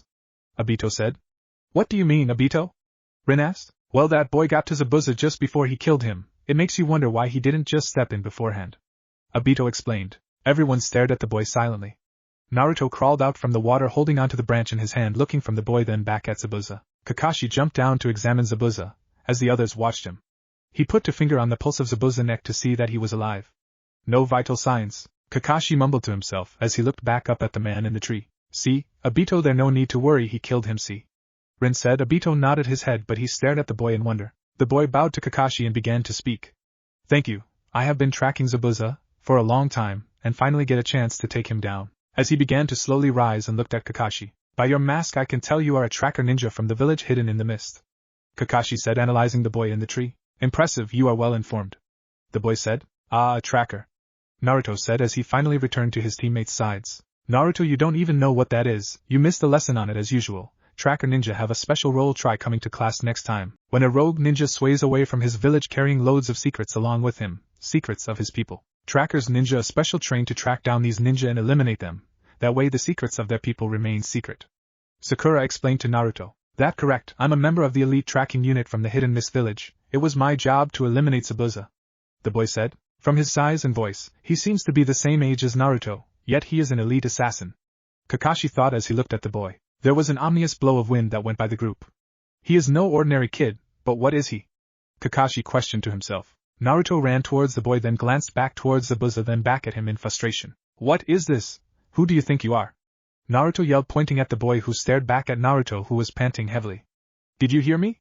Naruto asked. Easy, Naruto, he is not our enemy. Kakashi said to his student that looked back at him. That not the point, did you see what he did just like that? Zabuza was huge, and powerful like a monster, and this kid who is no bigger than me, he brought down Zabuza with one move like it was nothing. What does that make us? Naruto asked his sensei, who was walking towards him. We're just fumbling around, we don't know anything, how can I accept that? Naruto yelled in frustration. Obito and Rin shared a look as they were on their first mission. Both Kakashi and Minato sensei was constantly saving them, and they too knew nothing about being a ninja. Minato seemed to know what they were thinking and smiled. You guys all know what it means to be a ninja, no need to worry about what had happened in the past. Kakashi said. Well, even if you don't accept it, still it did happen, Naruto. Kakashi told him as he looked at Naruto. Kakashi began to ruffle Naruto's hair. In this world, who are younger than you and yet stronger than me? Kakashi said, as both Sasuke and Naruto growled in frustration. The boy then jumped forward towards Zabuza, picking him up. Oh, Sasuke, I hope your hatred for Itachi does not lead you down the wrong path. Mikoto thought sadly. Your struggle is over for now, but I must take care of the remains. There are many secrets in this body, and they must not be allowed to enter the wrong hands, so please excuse me, farewell. The boy said before disappearing. Supplicus. Jiraiya thought, analyzing the young boy. He disappeared. Naruto said. Kakashi let out a sigh of relief as he pulled his headband back over his Sharingan eye. Naruto ran towards the tree. He is gone, Naruto, let it go, Kakashi told him as he watched the blonde sank to his knees and began to punch the ground. What are we doing here? We are nothing, and I don't believe it, Naruto said in frustration. Naruto, Sakura said. Kakashi walked towards Naruto and grabbed his arm. Things we encounter as ninja are never easy, but save your energy for the next enemy, Kakashi told him before letting Naruto go. We have not completed our mission yet, we still have to get the bridge builder to his bridge, Kakashi said. Mr. Tazuma let out a heavy laugh. Sorry for all the trouble I have caused you, you can rest at my house when we get to the village, Mr. Tazuma said. Alright then, let's get a move on, Kakashi said before walking a couple steps before stopping and falling forward to the ground. Everyone gasped in surprise as watched Kakashi fall to the ground. What happened? Sakura yelled in shock as they all surrounded him. Kakashi-sensei? Naruto asked unsurely as they saw that their sensei had fainted. Kakashi-sensei, Naruto yelled, I will only be showing you only what is important and vital to seeing how their first mission will turn out, Kurama said as the others nodded his head. Kakashi grunted as he woke up in an unfamiliar place. I think I overdid it with my Sharingan, Kakashi thought as he stared up at the ceiling. No shit. Obito cursed. Obito! Rin yelled, looking at her teammate surprised. Waking up, huh? Are you alright? A woman asked as she had long blue hair as she stared down at Kakashi. I've been better, it will be a week before I can move normally, Kakashi said as he struggled to sit up. See it better if you don't move, so just lie down, the woman said, placing her hands on his hips. Right. Kakashi agreed as he laid back down onto the futon. Look, sensei is coming around, Naruto said as he and his teammates and Mr. Tazuma came into the room. Look, sensei, your Sharingan, it is amazing and everything, but if it puts that much strain on you, maybe it's not worth it, Sakura told him as she sat beside him. Why is Kakashi so tired after using the Sharingan, Uncle Fugaku? Obito asked, looking over at the older Uchiha. I don't know, Obito, Fugaku answered honestly. I think it probably due to the implant of your eye into Kakashi, due his body's adaptation to the hides, because his body was weakened from being inside of Zabuza just to it drained his chakra while he still had his Sharingan activated. Due to the extensive exert of his chakra, he passed out due to overwhelming exhaustion. Tsunade informed them of her medical evaluation. Everyone stared at her in shock. Sorry. Kakashi told his student. Heh, well he did take down the most powerful ninja assassins, so we will be safe for a while. Tazuma told them as he fanned himself. You're right, but you know that boy with the mask, what about him? Sakura asked. He from the elite tracking unit from the hidden village in the mist. Those masks are only worn by the most elite shinobi. Kakashi said. So basically they're like the Umbu Black Orbs. From our village, right? Rin said, looking over at her sensei to confirm her suspicion. Who gave her a swift nod of his head. What do they exactly do? Sakura asked. The Umbu Black Orbs, also known as the Inferno Squad, destroy all traces of a Rouge Ninja corpse. A shinobi's body contains many secrets, ninjutsu, chakra and special medicine used on his body. These are the secrets of his village, and if his enemies find him, his people would be in grave danger. Kakashi started. For instance, if I were to die at the hands of an enemy, he would try to analyze my Sharingan. In the worst case, my entire jutsu could be stolen and used against our home village. It is the sacred duty of the elite tracking unit to prevent this and to keep the village safe. If a ninja betrays his village and the trackers hunt him down and obliterate any traces of his existence, that is their specialty. Kakashi concluded. Mikoto looked at herself through the water. She was never able to activate her Sharingan. Fugaku noticed his wife's distress and placed a hand on her shoulder. None should ever want the cruise of the Uchiha eyes. Obito murmured as he stared up at the sky. First I will cut the bandages and drain some of the blood. The masked boy said as he lifted his hand to cut the bandages off from Zabuza's mouth, when he gasped as he felt someone grab his hand. Zabuza woke and glared at the masked boy. That is enough, I'll do it. Zabuza said as he pulled the bandages away from his mouth. So he is still a big phony after all. Rin yelled as she glared at the masked boy. Sue, you have already come back to life. The masked boy said as he watched Zabuza struggle to sit up. Haku, you're brutal. Zabuza said as he glared even harder at the masked boy. Zabuza said as he began to yank out the needles in his neck. You're the one who is brutal, Zabuza. If you keep pulling them out like that, you really will be finished. Haku said. Jiraiya and Tsunade had to agree with this kid. The way Zabuza was yanking out the needles from his neck, he would surely die. Zabuza grunted in response before he looked over at Haku. How long are you going to wear that phony mask? Take it off. Zabuza demanded. I have good memories with this mask, and it was quite usefully when tricking that ninja.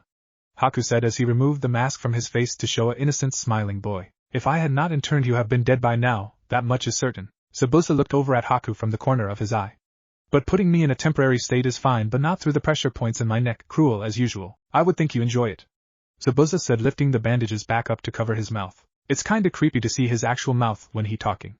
Kushina told them as Kakashi nodded his head in agreement. It was the only sure way, and that I would not want to make up your flawless body, then you would complain about that even more. The neck is more valuable, there is no layer of muscle, so I could go straight into the pressure points. Haku explained as he watched Zabuza struggle to stand up. He must have actually been one of the elite tracking unit, he knows so much about the human body, he must have had exceptional teachers. Tsunade though put as she analyzed the boy. There is no point in trying to move, you will be numb for a week, although if you are stubborn like usual, you will probably take half the time. Haku said, smiling. Zabuza stared at Haku for a moment. You're so innocent, and yet clever at the same time. A rare combination, that is why I keep you around. Zabuza told him. Minato wondered what could have happened to this child to make him go with a man like Zabuza. Haku gave a small smile as he blushed at the compliment. I'm still a kid, what else would you expect? The mist has cleared. Haku informed Zabuza as he stood up. Next time, will you be alright? Haku asked. Next time I will see right through his Sharingan. Zabuza said. He actually only psyched you out. Rin said as Obito nodded his head in agreement. What is this? If Zabuza is finished, why do I feel this way? Something is wrong, it's like I missed something. Kakashi thought as he lifted his hand to hover over his right eye. His senses are highly in tune with others people's chakra due to his Sharingan. Fugaku thought. Hey sensei, are you alright? Naruto asked. Kakashi said as he looked up at his students. Oh, yet to finish what I was saying, tracker ninja deal with the body immediately on the spot so there is no room for error. Is that really important? Sakura asked. Yes it is. All the adults and Kakashi said in unison. Rin and Obito looked over at them confused. Think about it, do you remember what that tracker ninja did with Zabuza's body? Kakashi asked his students. We don't know what he did with the body. I guess that he took it away somewhere. Sakura answered. Exactly, but why? He should have worked on Zabuza right there. Think of the weapons he used for the takedown, do you remember what they were? Kakashi questioned his students. Throwing needles, no way. Sasuke said as he finally realized what had happened. He figured that out fast for only being a genin. Tsunade said. Exactly, none of it adds up. Kakashi says. What are you all yammering about? You demolished that assassin. Mr. Tazuna said as he looked at them confused. Kakashi sighed as he looked from his students to Mr. Tazuna. Here is the truth, Zabuza is still alive. Kakashi said. Huh? Sakura, Naruto, and Mr. Tazuma all gasped as their eyes all widened with surprise. Mr. Tsuzuma's daughter even let a surprised gasp. We saw his body, believe it? Naruto said as he sat up slightly edging toward his sensei. But Kakashi-sensei, you checked him yourself, you said his heart stopped. Sakura said. His heart did stop, but that was just a temporary state to stimulate death. The weapons that tracker used are called sabun. They can pierce deeply but they rarely kill, unless they hit a vital organ not in the neck. They're modified to use for medical treatment like acupuncture. Trackers are trained to know every detail of the human body. Causing the heart temporarily whole, keeping the body alive is an easy matter for them. First, he carried Zabuza's body away even though it is much heavier than he is. Second, he used sabun which have a precise effect but rarely fatal. From these two factors we can conclude that the tracker ninja was not trying to stop Zabuza but trying to save him. Kakashi said as he finished his analyze of the situation. Are you sure you're not a medical ninja? Tsunade joked, looking over at Kakashi that rubbed his neck sheepishly. Encountering suspicion, a ninja must prepare quickly. Hesitation leads to disaster. Every shinobi knows this saying. Kakashi said. Naruto was shaking with delight as he would get another chance at Zabuza. Only idiots like to fight. Rin said as she looked over at her two teammates while Kushina looked at Minato and Tsunade at Jiraiya. What did we do? The men asked, looking over at the women of the group. Kurama stifled a laugh as he held Itachi in his arms. He is actually pleased to hear Zabuza alive, cause now Naruto has another shot at him. Kakashi thought. Sensei, you said prepare quickly, but how can we do that if you can hardly move? Sakura asked. Kakashi began to laugh at that statement. Kakashi. Obito called, gaining the ninja attention. What is it? Kakashi asked, turning to look at his teammate. Don't ever laugh. Rin finished as Kakashi looked at them confused. Huh? Sakura said as she tilted her head in confusion. I can still train you. Kakashi said. Hold on, a little last-minute training won't make us strong enough to beat Zabuza. You could barely defeat him even with your Sharingan. We have to be reasonable about this, Sakura said. Yes, this is true. What are you thinking, Kakashi? What could you have taught them that could have helped? Minato asked. What are you trying to get us killed, CHAA? Inner Sakura yelled. Sakura, why was I able to stop Zabuza? Kakashi asked. Because you all helped me, you grown. Naruto, you have grown the most. Kakashi said as he smiled at him. Naruto let out an uneasy smile and laughed as he looked towards his sensei. He does seem stronger and more confident, but... Sakura thought as she looked over at her teammate. That is true, he is defiantly getting stronger and stronger. Kushina said as she smiled at her son. So you have noticed, Kakashi-sensei, things are going to get better, believe it? Naruto said. I don't believe it. A young boy said as he stood in the entryway of the room. Who are you? Naruto said, pointing his finger at the boy. Ga Inari, where have you been? Mr. Tazuna said as he spotted his grandson. Inari stepped forward to give his grandpa a hug. Welcome back, Grandpa. Inari said, giving Tazuna a hug. Inari, that was very rude. These ninja had helped your grandfather and brought him back safely.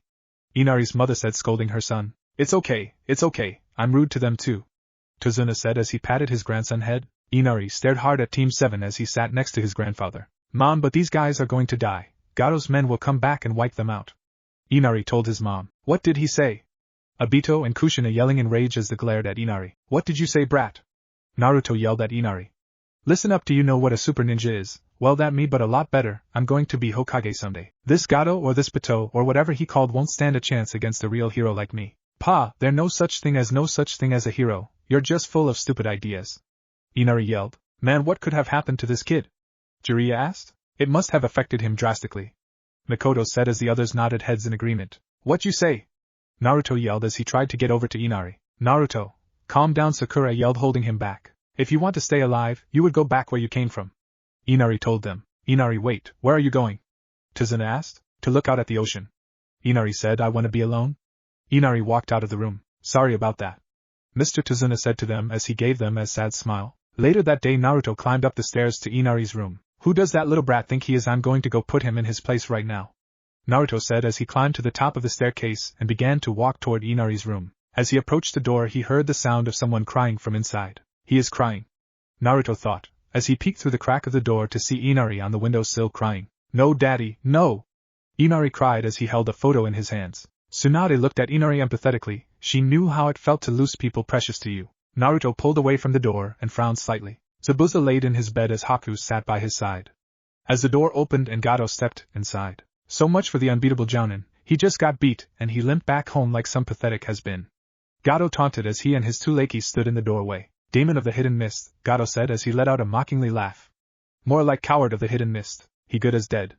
Kakashi said as he saw Haku's stance change from calm to angry in an instant. He should not provoke people stronger than him. Tsunade said. Haku stood up from his chair but did not turn around. As the other ninjas stood ready to attack, The taller of the two ninja just about drawn his sword from its sheath as he gripped it holding point. Drawing swords? Haku thought as he looked out from the corner of his eye. His analysis of an situation is way high for someone of his age group. Jiraiya said as he stared at Haku. Hold on a minute. Gato said as he made his way over to Zabuza. Alright, let's hear about what you have to say about this fiasco, and don't play possum, I know you can talk. Gato said as he reached forward to touch Zabuza but gasped as he felt Haku holding his wrist in a vice grip preventing him from moving any closer to Zabuza. Keep your filthy hands off of him. Haku growled as he glared at Gato. Wow, he's so strong. Obito thought. Stop or else you will break it.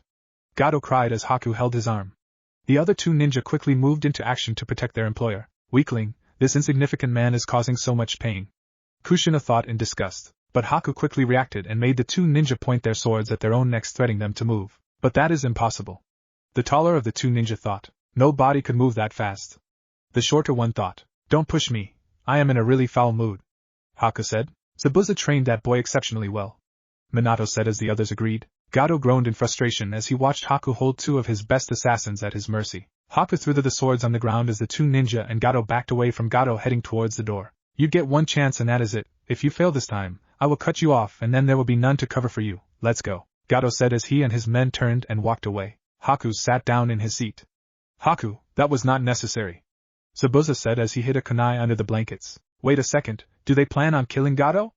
Rin asked. Perhaps, but it is too early to take out Gato just yet. He is our best cover, think about it. Haku said as he looked at Zabuza with a knowingly smile as Zabuza merely stared from the corner of his eye at Haku. Rin sighed as his question was answered. The murders would draw their attention, and then they would be after us again, Haku explained. We need restraint. Right. Zabuza said as he closed his eyes to go to sleep. At the bridge the workers worked hard to make it be finished on time while they had so few workers. Sakura yawned as she watched Mr. Tazuna work. Are you always this lazy? Tazuna asked as he passed her by. Where is that weird blonde kid, and the one with the attitude? Tazuna asked. My son is not weird. Kushina yelled, glaring at Tazuna. Neither does Sasuke got an attitude. Fugaku retorted as the others just sighed at their antics. They're training climbing trees. Sakura told him. Too tough for you? Tazuna asked as Sakura smirked. No, I'm the best at why the sensei sent me here to guard you. Sakura bragged. Bragging is not a good trait of a woman to have. Jiraiya said as Tsunade and Kushina glared at him, causing him to stiffen. You're joking? Tazuna said as Sakura said as she got angry at Tazuna. Tazuna set down the steel as one of his workers came walking over to him. Hey, Tazuna, I need to talk to you. The worker said. What about? Tazuna asked. You see, the thing is, I have been think a lot about the bridge and decide I pushed my luck far enough. I want out. The worker finished. Now you're just going to quit on me just like that? You're kidding. Tazuna yelled at the worker. I stayed on because of our friendship.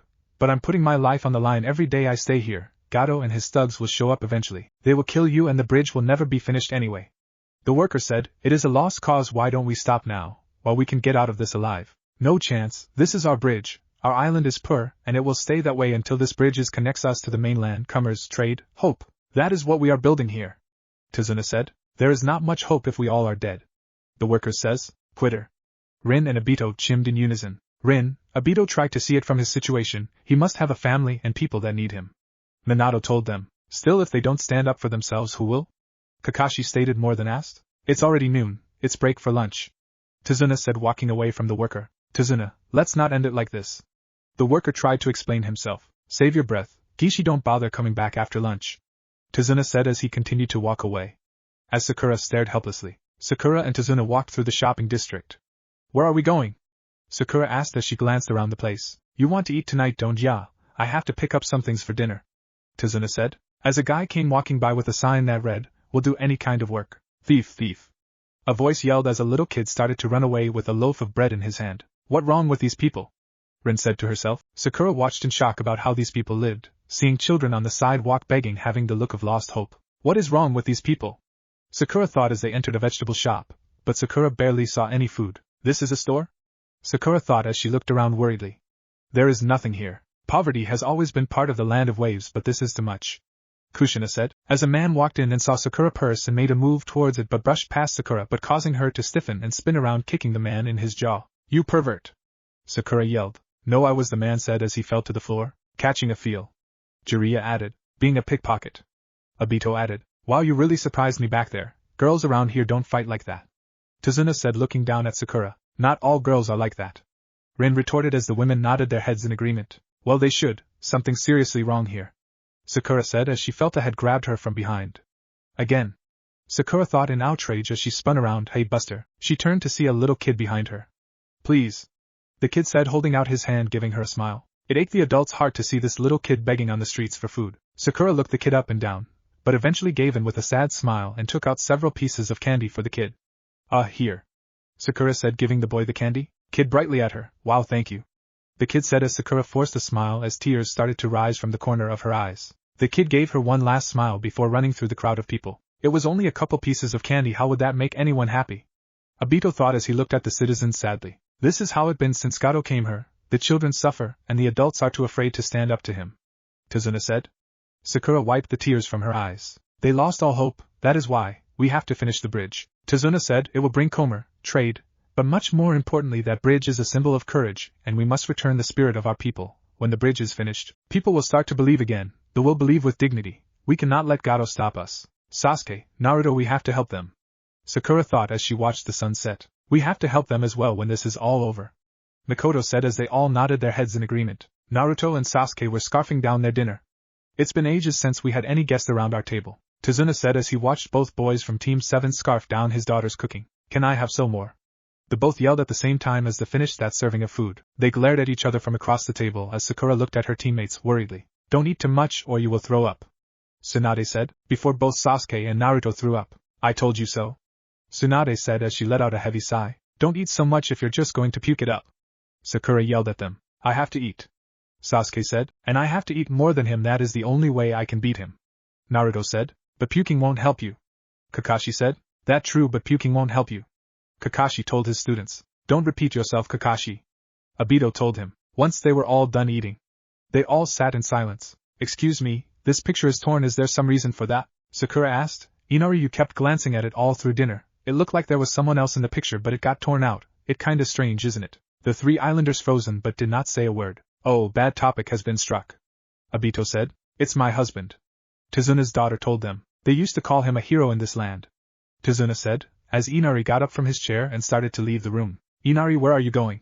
His mother shouted as she watched her son leave and ran after him but stopped out in front of the door.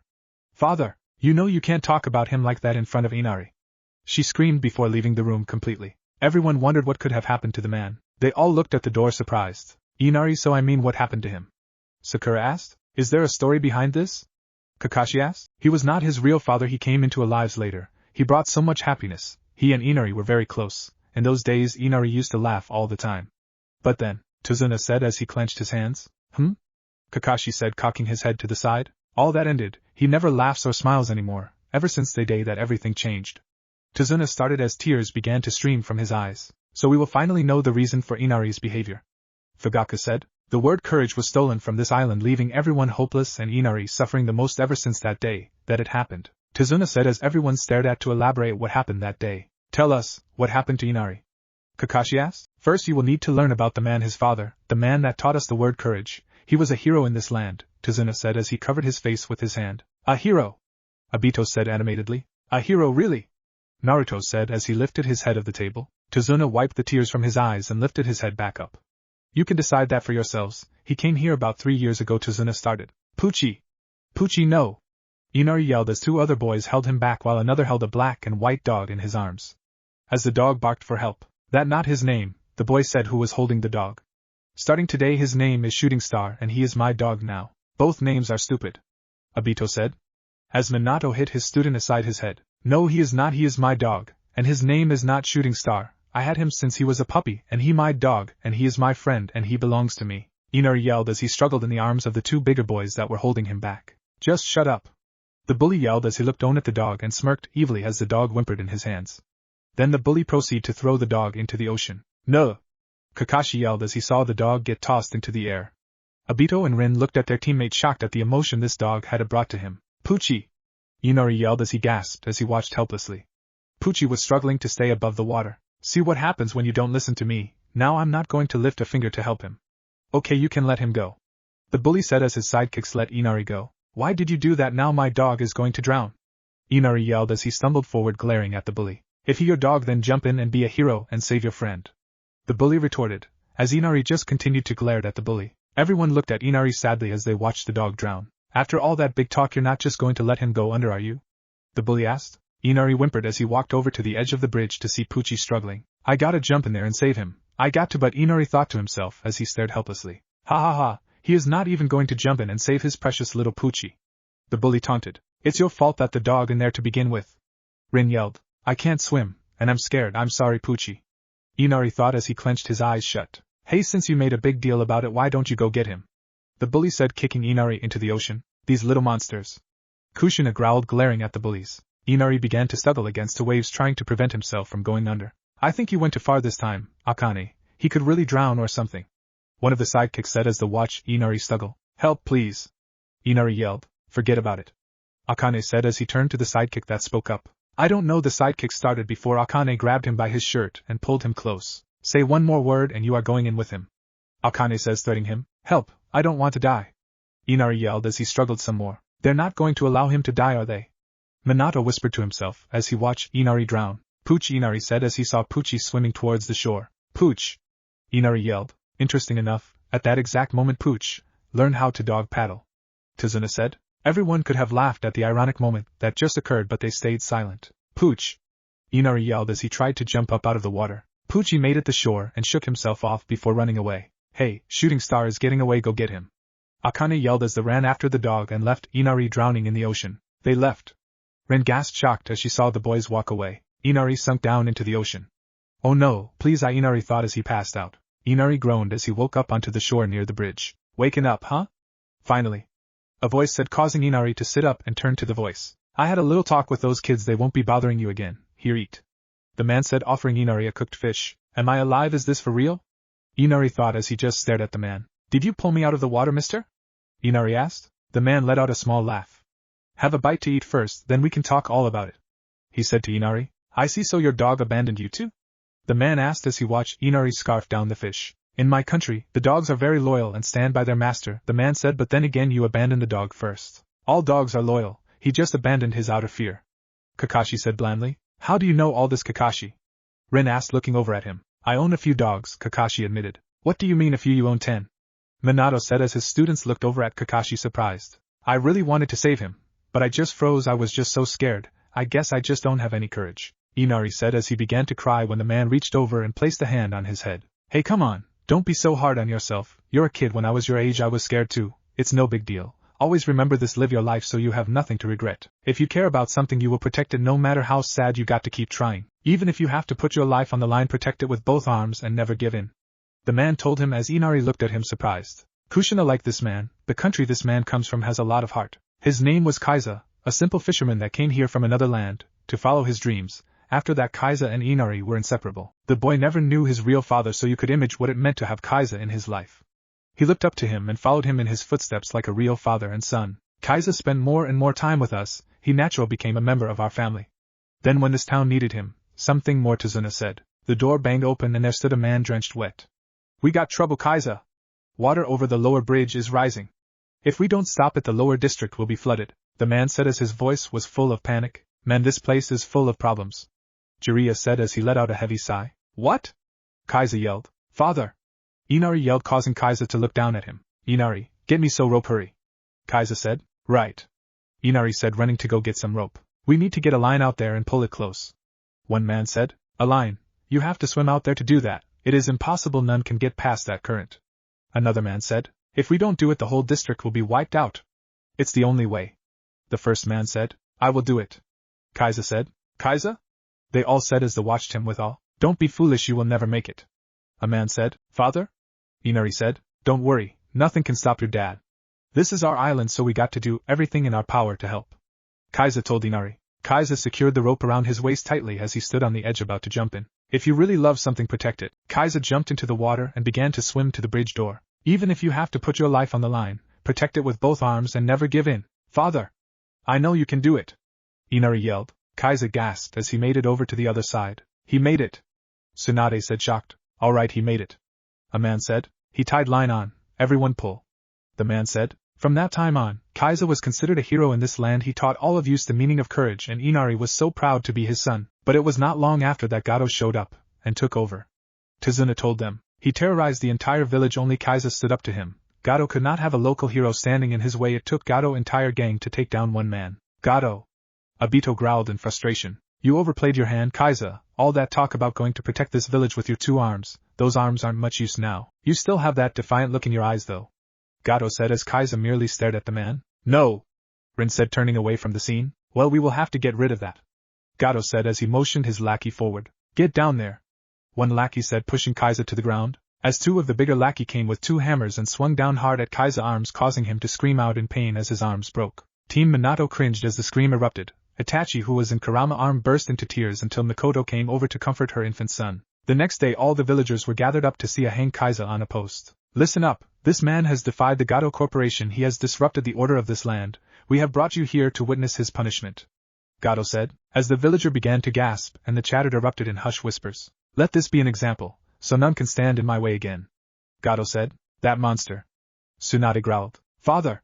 Inari yelled as he watched from behind the fence that was blocking them from getting inside. He cried. Inari, be quiet, one villager told him. Kaiza looked up and smiled. All right, do it, Gato said as he began to walk away. The 2 rogue assassins looked at each other before drawing their swords and bring the down onto Kaiza. Daddy!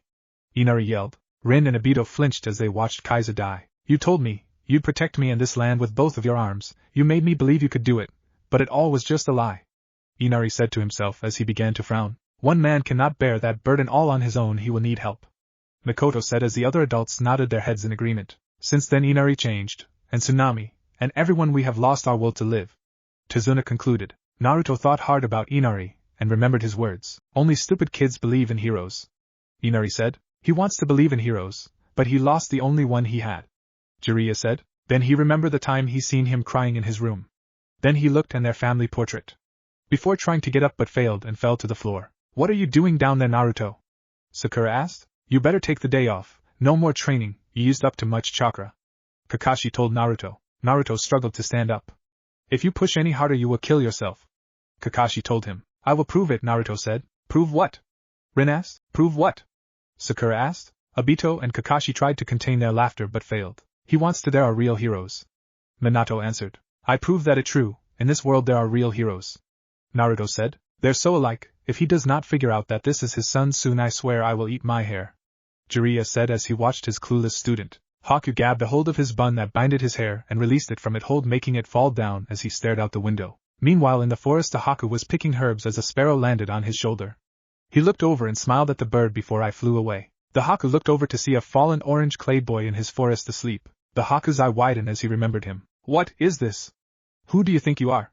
Naruto yelled. Haku stood up and walked over towards Naruto, and stood above him for a second before bending down too. He would not dare.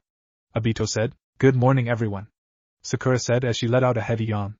Everyone was seated at the table beside Naruto. Here, Tsunami said, placing Sakura's plate in front of her. Naruto, not here again, that means he has not been here all night, Tazuna said. Naruto's gone complete crazy, he out climbing trees in the dark, he could be dead by now from using too much of his chakra, Sakura said nonchalantly. You should not wish death upon your teammates, Tsunade said. Well, I hope that he okay, a child spending the night out in the woods alone, Tsunami said as she brought out the rest of the food. No need to worry yourself, Naruto's a goofy kid but he is also a full-fledged ninja, can handle himself, Kakashi said. He right, Naruto has been through much worse than this, Kurama thought as he looked at the younger Kakashi. Sakura is right, Naruto's such a loser, he probably lying out there dead somewhere, Sasuke said before standing up and started to leave the house. Sasuke? Sakura called out to him. I'm going for a walk, Sasuke told them. He is actually worried for his teammates, Fugaka said as he felt a surge of pride go through him. But we just started eating, Sakura said before she turned to look down at his plate to find it empty. Huh! That was fast, Sakura said. Haku sat next to Naruto. He leaned forward to strangle him but stopped mere inches away from his neck before moving to his shoulders and giving it a shake. Hey, you will catch a cold if you sleep here, wake up, Haku said as he continued to shake Naruto's shoulder. Kushina let out a sigh in relief that this boy did not kill her son. Naruto grunted as he woke up. Haku gave him a blank stare before Naruto sat up. Naruto rubbed his eyes before looking over at Haku. Who the heck are you? Naruto asked. Haku gave him a soft smile causing Naruto to blush slightly. Where did you come from? What are you doing out here and all that? Naruto asked. Does he honestly cannot tell that he a boy? Kakashi asked surprised. Do not worry, some blondes like your sensei over here are just super dense, Jiraiya said, causing everyone to laugh except for Minato, who gave him a sharp glare. I'm gathering herbs, Haku says. Herbs? Naruto repeated. Yes, that right, they're used to treat illness in human beings, Haku said. You start work early, huh sis? Naruto said as he began to help pick some herbs. You're right, blondes are dense. Obito said. I like doing it early, but I didn't think I would find anyone sleeping out here. Haku told him, causing Naruto to laugh. I'm training. Naruto told him. So you mean you're training? I noticed that headband on your forehead. Are you simply making a fashion statement? Haku asked. Oh, you noticed that, alright. Only super cool ninja like me can wear it. Naruto told her. The headband just makes us look cooler. Obito and Jiraiya said, striking a pose. Oh really? Haku asked. Does that mean you're training for something dangerous? No, I'm just developing my skills so I can get stronger. Naruto said. But you seem pretty strong now, isn't that enough? Haku said. Not even close. Naruto said. But why? Haku questioned. Because so I can become the best ninja in my village, then everyone will know who I am and all of them will respect me. Naruto told her as he gave Haku a big grin. Kushina felt a swell of regret of dying and leaving her son alone in that world. There is also a person that I have something to prove to. Naruto said with determination, just like the two of them. Rin thought as she glanced between her two teammates. Are you doing it for the same person or all for yourself? Haku said. Huh? Naruto asked as he tilted his head in confusion, causing Haku to laugh. What's so funny? What are you laughing about? Is there someone precious to you? Haku asked. Someone who? What are you saying? What do you mean, sis, someone precious? Naruto asked. To have someone precious is also a reason to fight and keep moving forward when everything else seems wrong. Jiraiya said. Exactly. Before we go any further, I want to show you a bit about Haku. Kurama said as he brushed his hand over the river. Slowly cold icy flakes of snow descend from the sky. As a boy was curled up near a nearby trash can as people walked by, not even noticing the boy. Why aren't they doing anything? Rin questioned as they watched a dozen people walk by the little boy. Soon a man came towards the trash can and dropped a bag of garbage in the dumpster. The boy quickly looked up and jumped to his feet, running to get into the trash bag. Bark, bark. A loud dog began to growl at the boy. The boy looked at the dog with cold eyes before punching the dog away when it got too close. The dog let out a whine as it flew away from the boy. The boy then turned around, his attention back to the garbage. There was another growl. Everyone gazed sadly at Haku as they watched the boy stiffen slightly. Huh! The boy said as he turned around to see two pups standing next to their mother. He slowly sat up and stood protectively of her kids. The boy just continued to stare helplessly at the dogs, not even moving. The boy sat on the bridge in the fetal position, trying to stay warm. When footsteps came closer to him, Haku looked up to see Zabuza standing above him, staring at him. He the first person who acknowledged him. Kakashi said sadly. Pathetic little urchin. Zabuza said as he looked at Haku and slowly approached him and bended down to be of eye level to Haku. As Haku continued to stare at him, he just insulted that little boy. Mikoto said as she glared at Zabuza. None wants you, huh? Before winter ends you will die with nothing, not even a dream. Zabuza told Haku. His eyes widened with surprise as Haku smiled at him. Why is he smiling? Obito asked, confused. He must have noticed something we have not. Kushina tells him. Your eyes are just like mine, mister, we are both the same. Haku said as Zabuza stared at him stunned. Minato looked at Haku with a pitiful smile. This little boy must have endured a lot in his life. I was born in the land of the water, in a small village that the snow lies in the winter. My parents were farmers and were very poor. Our life was hard, but we were content. My parents were good to each other and kind to me. Haku started as he started to recall when his mother held him in her arms while his father smiled at him. If he was so happy, how did he end up on the streets? Rin asked, confused. Yes, we were happy once, but then everything changed. After years of suffering, and years of civil war, the people of my land feared and hated anyone that carried the Kikai Genkai in their blood. What is a Kikai Genkai? Rin asked. The advanced blood trait that is in a clan, like our Sharingan. Fugaku said. The advanced blood trait that is in a clan, its jutsu and abilities passed down from generation to generation because of the unique abilities. The clans were used as mercenaries, were used in many battles, and much were feared. When the wars were over, they were hated and despised. They were shunned by the people who feared their power would bring more war and misfortune.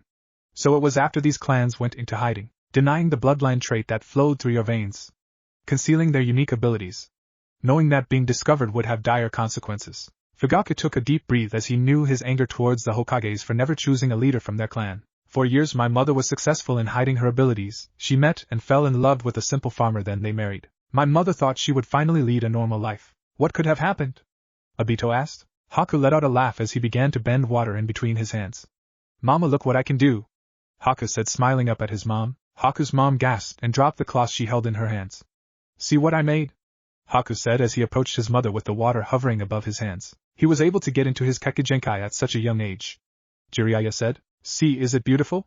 Haku said, gazing down at the water. No, you must never, you hear me, never, you wicked, wicked child. Haku's mom ranted, slapping the water out of Haku's hand and gripped a hold of his wrist. Kushina, Tsunade, Mikoto and Team Minato flinched at this. Mama, what is it? Mama, stop. Haku yelled as he began to struggle in his mother's grip. That is when Haku's mom slapped him. Haku's mom began to cry, stiffing her tears as she pulled Haku close to her. I'm sorry, my darling, I'm sorry. She whispered to him as she continued to cry. So that is what happened, Rin said. I don't think that is all the story, Rin. Minato told her. My father had seen what happened and he knew our secret. There was a plate that crashed to the floor, shattering into tiny pieces. Haku fell back onto his butt and began to scurry away from his father, who was hovering above him with a blunt weapon. Haku was crying heavily as his mom to the right of him lay dead on the floor. No, Rin whispered as she clutched the hems of her shirt. Haku's dad lifted his arm into the air as his face was stained with tears as Haku stared at him crying. Haku clenched his eyes tightly. What just happened? Obito asked. Haku trudged through the snow unsteadily as he left his house and collapsed onto the snow. He curled up into the fetal position. Haku stayed there crying as the snow continued to fall. Back at Haku's hut there were giant ice shards going through the entire house. So much chakra. Fugaku murmured. Humph, a little kid like you with none to look after him, you will die a beggar's death. Zabuza said as he stood in front of Haku. Hey, know what, your eyes remind me of mine. Haku told him. As Zabuza stared at Haku in surprise. That young boy knows too much pain of a shinobi at such a young age. Tsunade says, well, little one, will you stay here and die or come with me and be of some use? Will you serve me and submit to my will in all things? Zabuza asked. They stared at each other before Haku nodded his head. Then your special abilities belong to me from this day forward, Zabuza announced. Haku slowly rose to his feet before walking over to Zabuza and standing by his side. Zabuza lifted up his hand and began to ruffle his hair slightly before pulling him close to his side. The affection that he craved from being alone for so long, Zabuza gave him that. Mikoto says, then let us go then. Zabuza said. My time here is done, Haku, Zabuza says. Tonight, I cast aside the land of water. One day I will return and seize this land and hold it in my hands. Many things must be done before that. When that day comes you will help me to do them, but I warn you, friendship, comfort, and encouragement, I do not need these things, nor should you expect these things from me. I understand, I am yours, Zabuza. I am only an instrument of your will. Think of me as a weapon that is meant to be kept at your side and used as you see fit. Haku told him. Why would anyone want to be treated like anything less than human? Kakashi asked. None wants the Kakashi, but the way Haku was raised he feels the need to useful, and this is the only way he knows how. Minato told him. Well said, child. Zabuza said as he gave him the smallest of smiles. Haku was laughing as he ran holding a snow-white rabbit in his arms. As he ran up a hill the rabbit managed to break free of his hold and ran in the bushes. Haku ran after it but was not able to catch it. Zabuza came from around the corner and held out the rabbit to Haku, who smiled at him brightly. Haku grabbed a hold of the rabbit and began to cuddle close to the rabbit. As Zabuza began to ruffle his hair, causing Haku to smile wider. He really does care for the boy even though he refused to admit it. Fugaku thought as he thought about his own sons. The boy decided to stay by Zabuza's side even though he could have overpowered him at any time. Kurama tells him, as all of the villages turn blind eyes to other villages' conflicts when you should have all united as one. Naruto said as he began to think about all the people who fought to protect someone. This is our village, we have to do anything to help. Kaiza, I will protect you with my life, all of you. Kakashi, if you ever lay a hand on my sensei, I will kill you. Naruto said. Yeah, I hear ya, I know exactly what you are saying. Naruto said as he began to smile at Haku. Haku stood up and grabbed his basket of herbs and turned back at Naruto and said. You will get strong, very strong. Of course he is, that what train is all about. Obito said as he smiled brightly. Yeah, everyone will get stronger, even us. Rin agreed. Naruto let out a small chuckle. Goodbye, Haku said as he turned to leave. We will meet again sometime. Oh, by the way, I'm a boy. As he continued to walk away. How did he not realize that?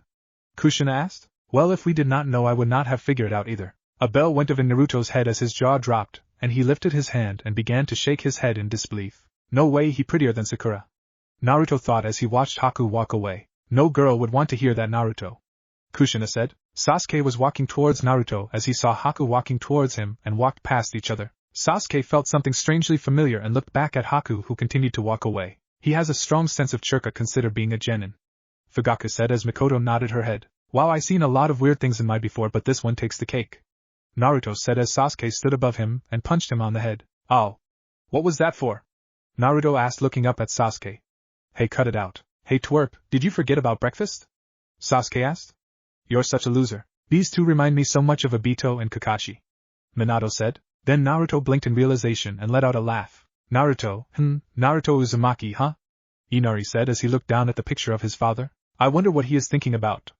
Obito thought. Zabuza sat down on the couch as he crushed an apple with his bare hands. You're recovering quickly, Haku stated. Zabuza grunted before looking over at Haku. Just a little longer, Haku, Zabuza said. Yes. Haku agreed. What are they planning? Fugaku asked. In a few more days the bridge will be finished, and I have you to thank for that. Tazuna tells them, you all have done great, but you still need to be careful. Inari's mom says, yeah, do not count your chickens before they hatch. Rin said, I have been meaning to ask you this but I have not had the chance yet, until now. Why did you stay here and protect me even after you found out that I lied to bring you here? Tazuna asked as he looked at Kakashi. Those who stray from the path have no courage, but under the wing of a strong leader cowardice cannot survive. Kakashi tells them, that is a quote from my grandfather. Tsunade said. Tazuna and his daughter looked at him confused. That was a quote from our first Hokage. Kakashi explained. Inari stared at the table before glancing over at Naruto who was laying on the table exhausted. Then Inari's stare hardened as he remembered all that his father was willing to sacrifice for their small village. If you have something to protect in this world you have to protect it with both arms, don't cry, Inari. His father's words echoed in his mind as he began to cry. But why? Inari whispered. What you say? Naruto asked as he lifted his head to look at Inari. Inari slammed his hands on the table and yelled, all this stupid training is a waste of time. Gato's got a whole army, they will beat you down and destroy you. These cool things you all say, they do not mean anything.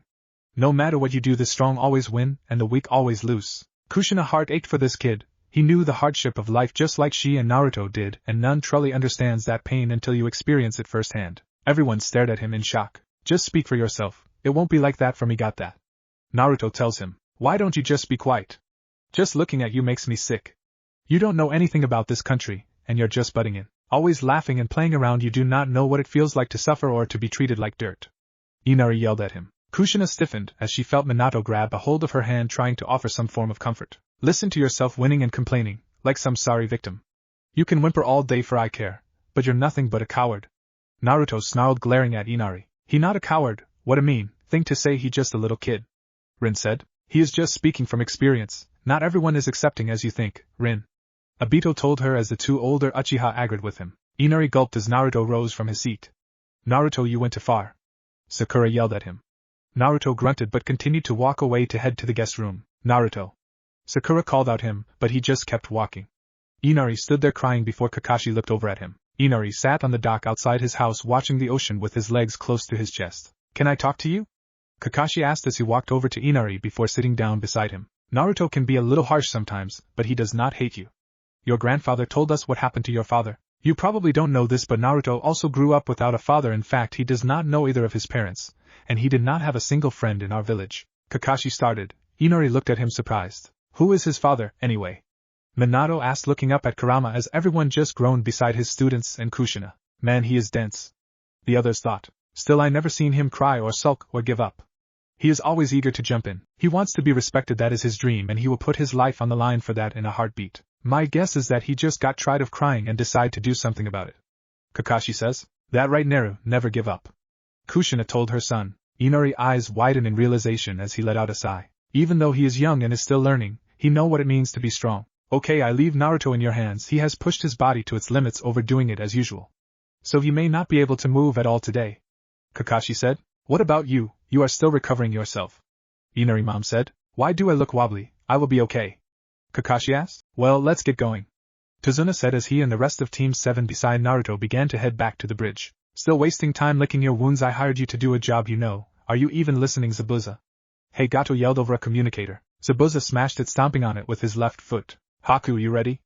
Zabuza said. Yes. Haku said as they onto the boat as they looked up underneath the boat. It is about to begin. Kurama says as he began to smile. Naruto blinked his eye multiple times before he hurried and sat up. Why did none wake up?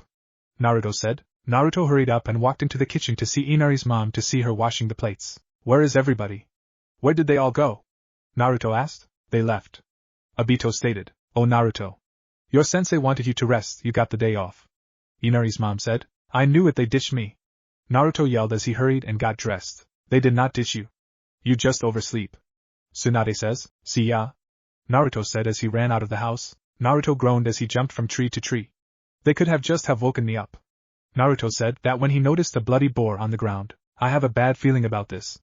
Mikoto said. Hold on, what the heck is this?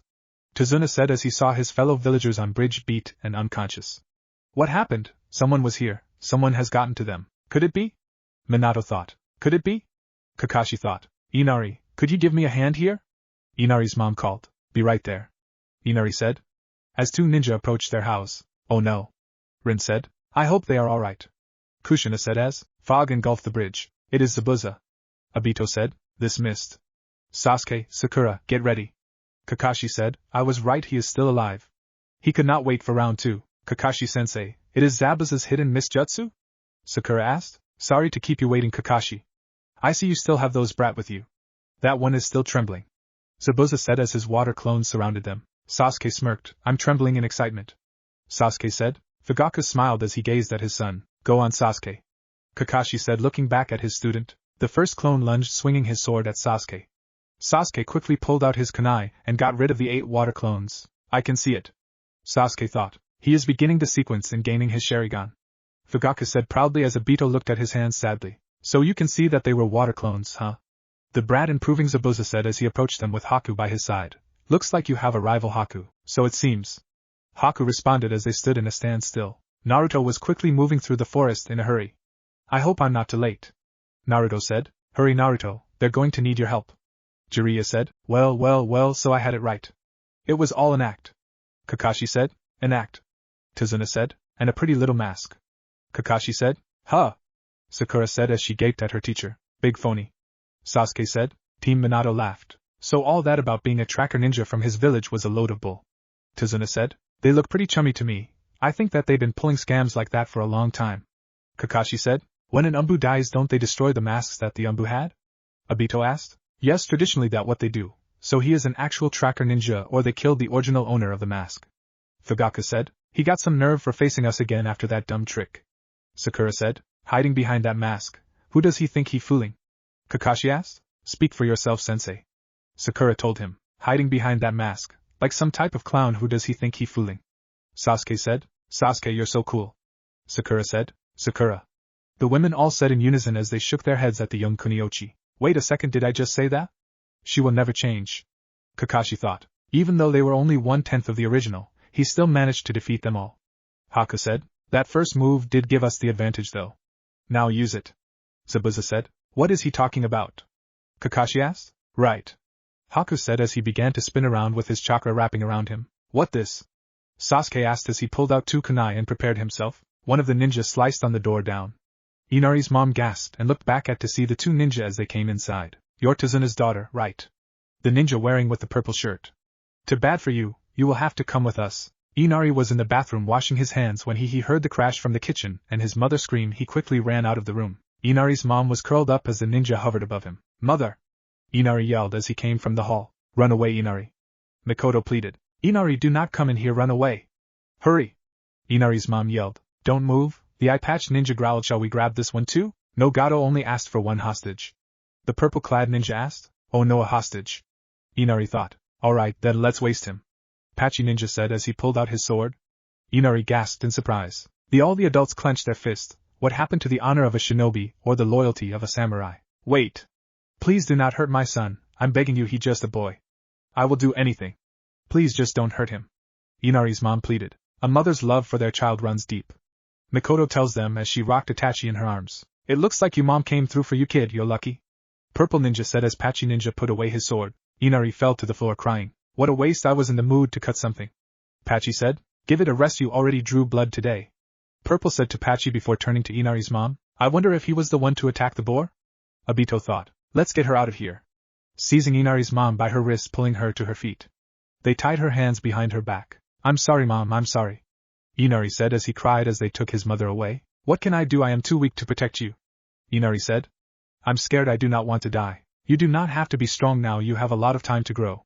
Tsunade said. Then he remembered what Naruto and Kakashi said the night before. Inari then lifted his head to stare at his hands. Then recalled to what his father told him. Inari wiped away his tears. Then remember his family and Team 7. Can I be strong too? Inari said as he got up to his feet. Father, you are strong.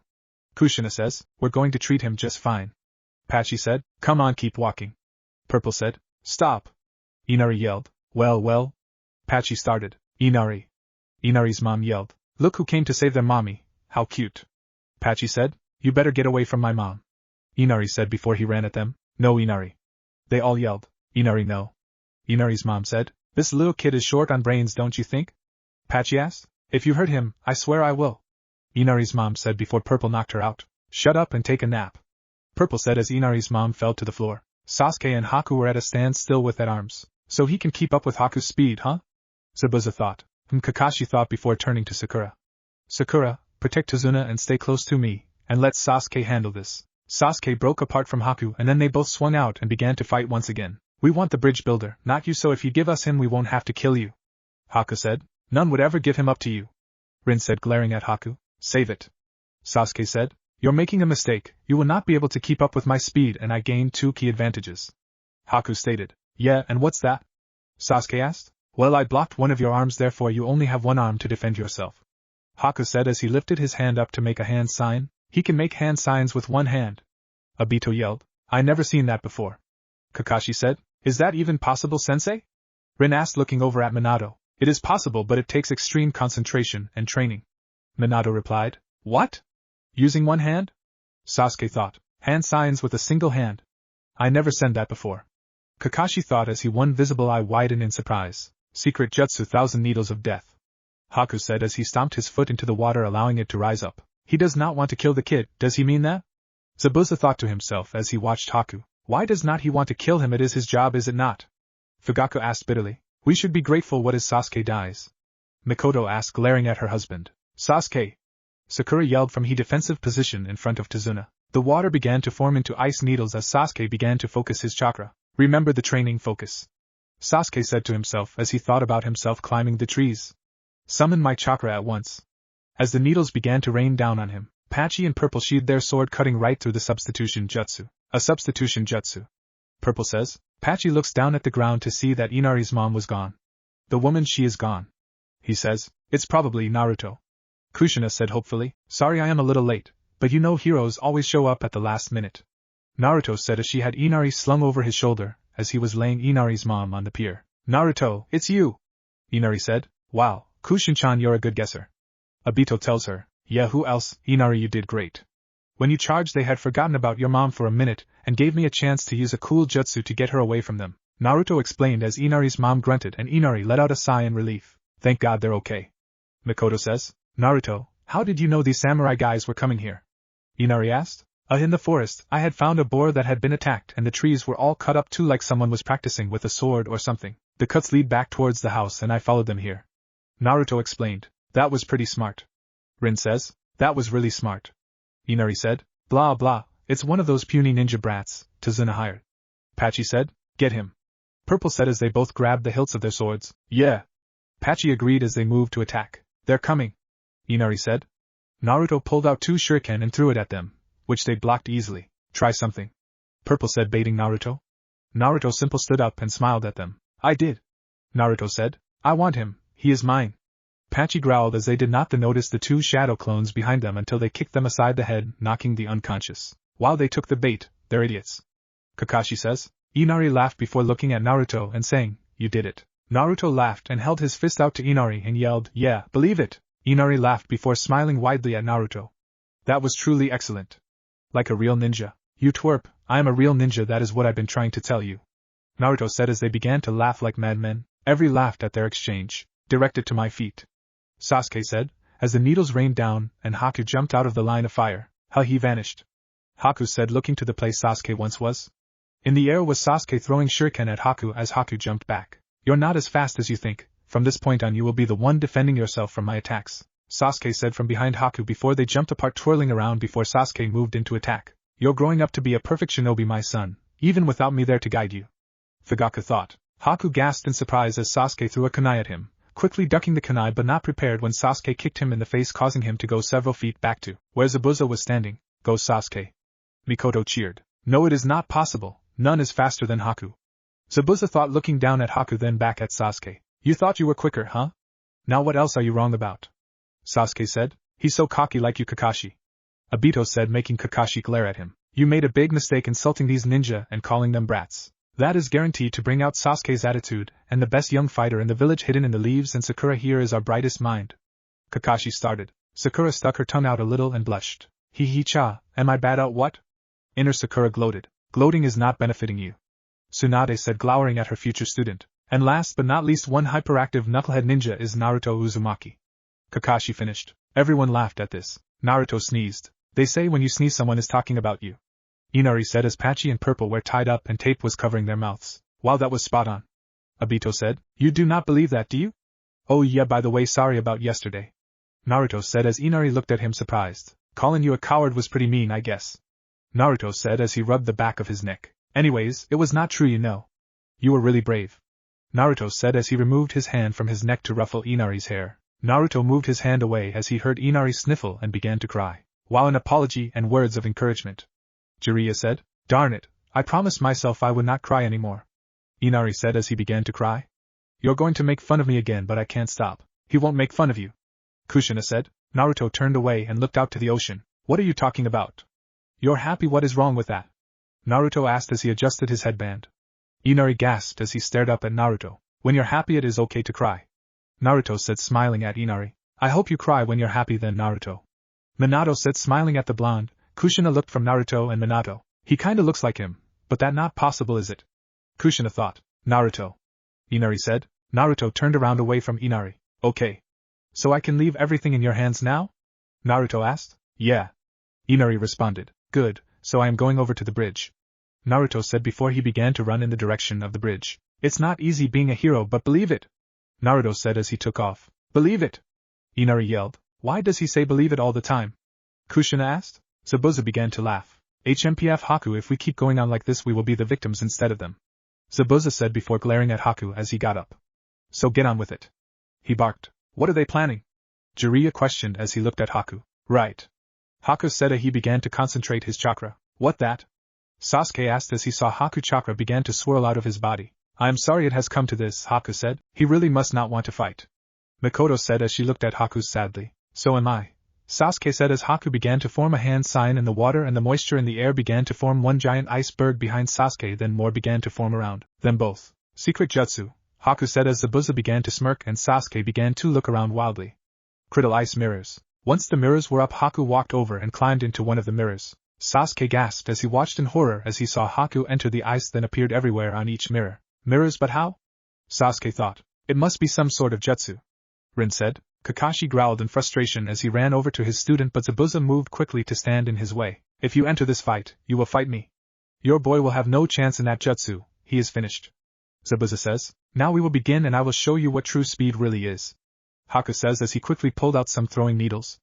Sasuke groaned as needles began to hit him. Sasuke. Fugaka and Mikoto yelled for their son. Sasuke. Kakashi says as Sasuke was being attacked. Sasuke. Sakura screamed worriedly. Sasuke curled up into a ball holding his head as screamed when the needles grazed him. Just try to help him and I kill the other two in a heartbeat. Zabuza growled, glaring daggers at Kakashi. You monster. Kushina said, glaring daggers at Zabuza. I'm sorry, but I can't stay with you, forgive me. Sakura says to Tazuna. I understand, go now. Tazuna says. Sakura picked up the disregarded kunai and began to run to help her teammate. Go Sakura. Obito cheered, but the adults stayed quiet, knowing it mostly not to be effective. Sakura. Kakashi says. Take this. Sakura yelled, throwing the kunai. Haku shot out and grabbed the kunai. He is not going to make it to him. Obito said sadly. He caught it. Sakura said, surprised as Sasuke fell to the ground. There was a shuriken came running back around and knocked Haku out of one of his ice mirrors. Huh! Sakura said as she watched Haku fall to the floor. Haku groaned slightly as he sat up. There was an explosion a little ways away. Please don't tell me that is Naruto. Rin said as her eyebrow twitched slightly. Who is it? Sakura asked. What a fool. Sasuke said as looked towards where the dusk was beginning to settle. He is such a show-off. Number 1 hyperactive knucklehead ninja. Haku said as he slowly stood on his feet. Naruto Uzumaki is here, yeah, believe it. Naruto said as he broke out into a grin. Everyone began to laugh at this. Why couldn't he stay his? It would have been good plan of attack. Minato said as he looked at Naruto weirdly. That is because that is who the kid is. Kurama said with a big grin. Everyone simply stared at the blonde ninja as he appeared. Sasuke groaned as he tried to push himself up. Now that I am here, everything will be alright. Naruto said. Tazuna gasped in surprise. Naruto. Sakura cheered as she saw her teammate. You know how in story a hero shows up at the last minute and kicks, but well, that is what I'm going to do right now, believe it. Naruto said as he pointed his finger at them. Yeah, that is true about us heroes. Obito said proudly before he grinned widely. Rin smiled at her teammates and nodded her head. Zabuza grunted as he looked over at Naruto and glared. This brat again. Shut up, Naruto. Sasuke thought as he laid on the floor still. Kakashi sighed as he looked at his student disappointed. What an idiot. If only he had stayed hidden it would have been much more effective. See, even future Kakashi is asking why? Minato said as he cocked his head to the side. Be quiet, Minato. Fugaku told him, causing Minato to pout slightly. Haku said nothing before he looked over at Naruto. That boy. Haku said as he began to recall the events in which he encountered him in the forest. Alright. Your history shadow clone jutsu. Naruto said. Don't do it, Gaki. Tsunade yelled first before my one had the time to react. Kakashi looked at Naruto surprised. And oh, Naruto, move! Kakashi yelled. Naruto just stood there like an idiot. Haku threw his throwing needles, intercepting THR shurikens Zabuza had thrown, making everyone gasp in surprise. Why did he protect Naruto? Jiraiya thought as he stared at Haku. They did not get him. Sakura said, looking relieved. Those weapons cancelled each other out. That what I call lucky. Tazuna said. That was not luck. Mikoto said. What are you doing, Naruto? Are you crazy?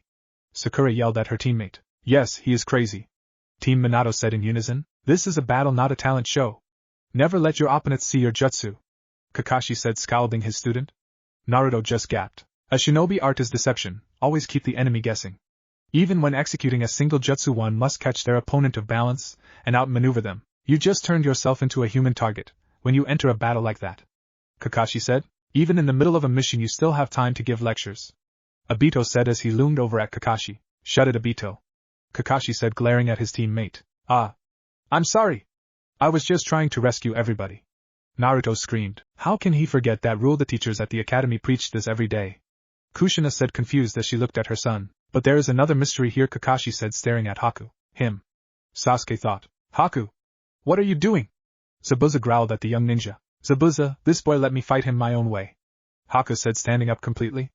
Please. So he did have an alternative motive for saving Naruto. Jiraiya said. Why did he save Naruto, Minato-sensei?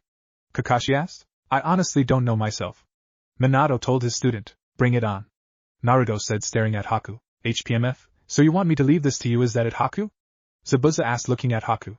As usual, you're too soft. He is right. Sasuke is barely injured at best. His was temporarily paralyzed. Tsunade said as HSE stared at Sasuke. This kid has remarkable abilities, consider how young he is. Fugaku commented. Forgive me. Haku said as Sasuke began to sit up. Soft, he right, look at these wounds, he cut me up with those needles yet he did not hit a single vital part. Why? Sasuke asked himself as he stared at Haku. Is he just trying to humiliate me? Not everything is about you, Sasuke. Obito said. I'm warning you, Naruto said, pointing at Haku. One way or another I will rip off that mask and rip you apart. Haku merely stared at Naruto. It is impossible. Naruto can't match this kid. I got to, Kakashi thought before his thoughts were interrupted by Zabuza. Don't even think about it. If you go after Haku, I will go after the bridge builder. Zabuza told him, glaring at Kakashi. Kakashi gasped in surprise before narrowing his eyes at the assassin. He got me. I can't protect Tazuna and go help Naruto and Sasuke at the same time, he thought to himself as he glanced at Tazuna out of the corner of his eye. Sakura's feisty, but she can't fight Zabuza alone. You just made yourself sound like a pedophile, Kakashi. Obito said, causing Rin to laugh and Kakashi face to blush red with embarrassment. Relax, Kakashi, sit back and enjoy the show. Zabuza says as he smirked underneath his bandages. Let's see how they do. 1-on-1. That mask, and your bogus story. You were with Zabuza all along. Naruto stated. You think you will get away with that? I'm sorry, but what your sensei said about deceiving your opponent, catching your opponent off guard, that is the art of the shinobi, so do not take it personally. Haku told Naruto. Man, everyone is lecturing Naruto today. Kushina said. He should already know these things. What did he do in the academy? Sleep? Tsunade asked, looking over at Kurama. Yes, Naruto did. In fact, Naruto slept and often did not pay attention during class before Iruka took over and became his teacher. While you're jabbering, I will catch you off guard. Sasuke thought, picking up a kunai and throwing it at Haku. Haku moved back as the kunai came flying at him and Sasuke gasped in surprise as Naruto looked over to see him inside the ice mirror jutsu. An opponent will never forget someone they had already began to fight, no matter what the conditions are. Mikoto told her son. Sasuke? Naruto said. How did you not know that he was there before now? Rin asked, sighing. I have not forgotten about you for an instant. Haku said, keeping his eyes trailed at Naruto. Sasuke gritted his teeth. So this is where Sasuke is. Naruto thought. He is pinned down. Some warriors accept defeat gracefully, they know when they are beaten. Haku said, turning to look at Sasuke. Others do not, so be it, let's finish our battle then to the death. Haku walked over and climbed back into the mirror. It kinda of creepy how he does that. Rin said as she saw Haku morph into the mirror. I agree, that does look a little weird. Obito commented. Hey, where are you going? Naruto asked. It is alright, Naruto, we will have our fight next. Haku said. Naruto eyes widened in surprise as he watched Haku get sucked into the ice. What is he? Human. Tsunade stated. Here he comes. Sasuke thought as he narrowed his eyes staring at the ice Haku stepped into. Sasuke glanced around trying to focus on the reflection.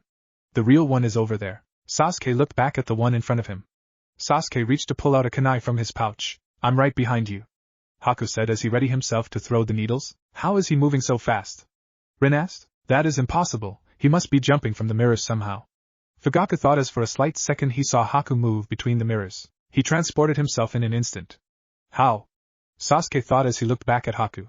Haku began to appear in all the crystal ice mirrors. Sasuke groaned as he was showered once more in throwing needles. Mikoto flinched as her son was being attacked. Sasuke! Naruto screamed as Sasuke screamed in pain. What is that? Sasuke is getting all ripped up and I can't even tell where is the attack coming from. How is he doing that? Naruto asked himself as he stared helplessly at Sasuke. What kind of jutsu is this? Could it be that he has clones hiding in the mirrors and all throwing needles at the same time? No, they're too fast for that. I can't see where they are coming from, Sasuke thought in frustration. And if it was just a clone jutsu then he would not need the ice mirror. Those mirrors are most definitely the key to his attacks, but what is my next move? Is this when he get his Sharingan? Fugaku asked as he looked over at Kurama. No, this is when he began to develop the stages of acquiring it. Kurama tells him. Obito looked down to the ground but Mikoto rubbed his back and picked his chin up and smiled. Sasuke, Naruto, think you need to attack from the outside and the inside at the same time. Kakashi yelled to his students, to figure out how the mirrors work. Sakura thought, I've got it. Naruto thought to himself, why do I feel like he going to do something idiotic? Kakashi thought, yes, at perfect it is all about position. Naruto and I are in the perfect position. If I attack in front of here and Naruto attacks him from the outside, we can do it, Sasuke thought. Hey, I snuck in here to save you, Naruto said smiling as Sasuke looked at him surprised. Pretty cool move. Huh? Sasuke, how did he get in there? Obito said, that idiot. Kakashi thought as he groaned as he hit his forehead. Sasuke growled shaking in anger at his idiot teammate as Sakura looked at him dumbfounded. Kakashi sighed, Naruto, sneak up on your enemy not your ally. All the adults laughed at this. You are a complete loser, Sasuke yelled as Naruto frowned. You're a Shinbo, think carefully before you move. That true? Obito said nodding his head. You did that all the time when you first started out as well. Rin told him bluntly. What the heck is your problem? I only came in here to help you. Naruto yelled back at Sasuke. Naruto, if we are both inside here you know what, forget it. I had it with your mistakes, Sasuke said, and I had it with your attitude. Naruto retorted. Believe it, this two fight just as much as Jiraiya and Orochimaru does. Tsunade observed. Naruto, you're building the most solid reputation as the most clueless ninja in history. The more he helps the worse things get, Kakashi said dejectedly. Everyone laughed at Kakashi's statement. That is it, I am going to destroy these mirrors right now, Sasuke said as he jumped to his feet. Fire style, he murmured to himself. Hey, what jutsu are you using? Naruto asked. The mirrors are made out of ice, how do you destroy ice? So figure it out, Sasuke said. So he going to use fire style jutsu? Obito says. I don't think it may work. Minato says. Why not, sensei? Rin asked. It because that kid does not even look slightly worried, Fugaku said staring at Haku. Fireball jutsu, Sasuke said as he began to breath fire. Sasuke's eyes widened when he realized that the ice did not even melt slightly. That did not do anything at all. Naruto said, you will need much more heat than that to melt this ice. Haku told them, it must be infused with his chair somehow. Tsunade said. Sasuke gritted his teeth as Haku prepared to attack. Light flashed as they were hit with a barrage of needles sending them flying in the air. Where is he? Where are the needles coming from? Where are their clones? Naruto asked as he stood up. We have to find the real one. Which one is it? Look into each mirror as hard as you like, but you will never learn the secret. Haku informed them. There is always a trick to each jutsu, so the key must be in sight. Obito said. Wow, Obito, you really are learning something, Kakashi said. Obito's face flamed red in embarrassment. Shut it, Kakashi. Oh yeah? Shadow clone jutsu, Naruto said. If there is 100 of your mirrors, then 100 of me will just have to smash them all. Haku moved quickly to attack. Sasuke, Naruto, take this guy out, you can do it. Sakura yelled to her teammates. They sure can. Rin and Obito yelled at the same time, causing the adults to smile. She should not be pushing him. Kakashi said. Don't, Sakura. Kakashi said. Don't push them. Kakashi, how many times do I have to tell you not to repeat yourself? Obito said sternly. Sakura looked over at her sensei. Even if they found some way to overcome the mirror jutsu, they still could not defeat this ninja. Kakashi tells her. How come? Rin asked, looking over at her sensei. Even if they defeat the mirrors, Haku may have eminently more chakra than the both of them. Kushina explained. Oh, Rin said. How can you be so sure? Sakura asked. Zabuza began to laugh once more. They have the desire to win, but they don't have the instinct to kill, Kakashi said as Sakura gasped as she realized what was happening. That boy is on a whole another breed. He lives for pain, he thrives on it. Kakashi, that is a horrible thing to say, Rin says as she looked over at her teammate. Exactly. Your village has become complacent. Your trainees never learn the most important lesson of all, to kill the feelings in their own hearts, to crush an opponent mercilessly and destroy with no remorse and no regret. Zabuza said as his chakra began to flow of him like waves. Is that how village hidden in the mist treat his villagers? But then sensei, what are we going to do? Sakura asked. Please tell us. I could make a break for it, and save Naruto and Sasuke, but then he would kill the bridge builder. If I use shadow clones then he would just match them with water clones and I would be wasting chakra. Kakashi said. I have no choice at me or Zabuza. We will have to decide this here and now, the hard way. As he began to remove his headband to show his Sharingan eye. The Sharingan. Sakura thought as she saw what her sensei was doing. Sharingan, you're no fun, Kakashi. Using the same old tricks. Zabuza said before he placed his hand behind him and ran at Kakashi, and pulled a kunai out aiming for his eye. Sensei, no! Sakura yelled. Kakashi. Team Minato yelled. Blood dripped from Kakashi's hand as the kunai was embedded in his hand. If it was such an old trick then why did you just stop me? Kakashi asked. Zabuza laughed before answering, letting your opponent see your jutsu so many times and he will find a way to use it against you. Then count yourself lucky, you're the only man alive that has seen my Sharingan twice, show's over there won't be a third time. Kakashi stated. Zabuza let out a chuckle before. Even if you did defeat me, you would stand no chance against Haku. Just how strong is this kid? Jiraiya thought. Sakura gasped as she looked over at her teammates worriedly. Is that possible? That boy in the mask is stronger than Kakashi-sensei? She thought. When I found him he was just a street kid but I trained him in the most advanced ninja techniques. Zabuza said as he began to remember when Zabuza began to practice throwing the throwing needles hitting vitals and KO spots dead on as he watched from a tree. That requires years of training. Just how long did he have to train to perfect that move? Tsunade asked. I taught him everything I know, and plus he had special abilities that he refined on his own. The boy developed quickly. Soon he could face the most powerful enemies outnumbered. In total darkness, it did not matter, he could strike with perfect accuracy. Zabuza said. He cared nothing for his own life, or the lives of others. He became a unique fighting machine, a shinobi. Even in the end his powers even surpassed mine. His bloodline trait, his Kekigenkai, cannot be defeated by anyone. I created its roots and he can destroy anything that stands in his way, unlike the useless punks that follow you around. He acting like a proud father. Mikoto mumbled under her breath as she cradled Itachi. I did not get to him. Naruto growled in frustration. Then I will try it again and as many times as it takes. Shadow clone jutsu. Naruto said as he began to make more clones. Naruto, Sasuke yelled. Don't, that idiot. Kakashi said.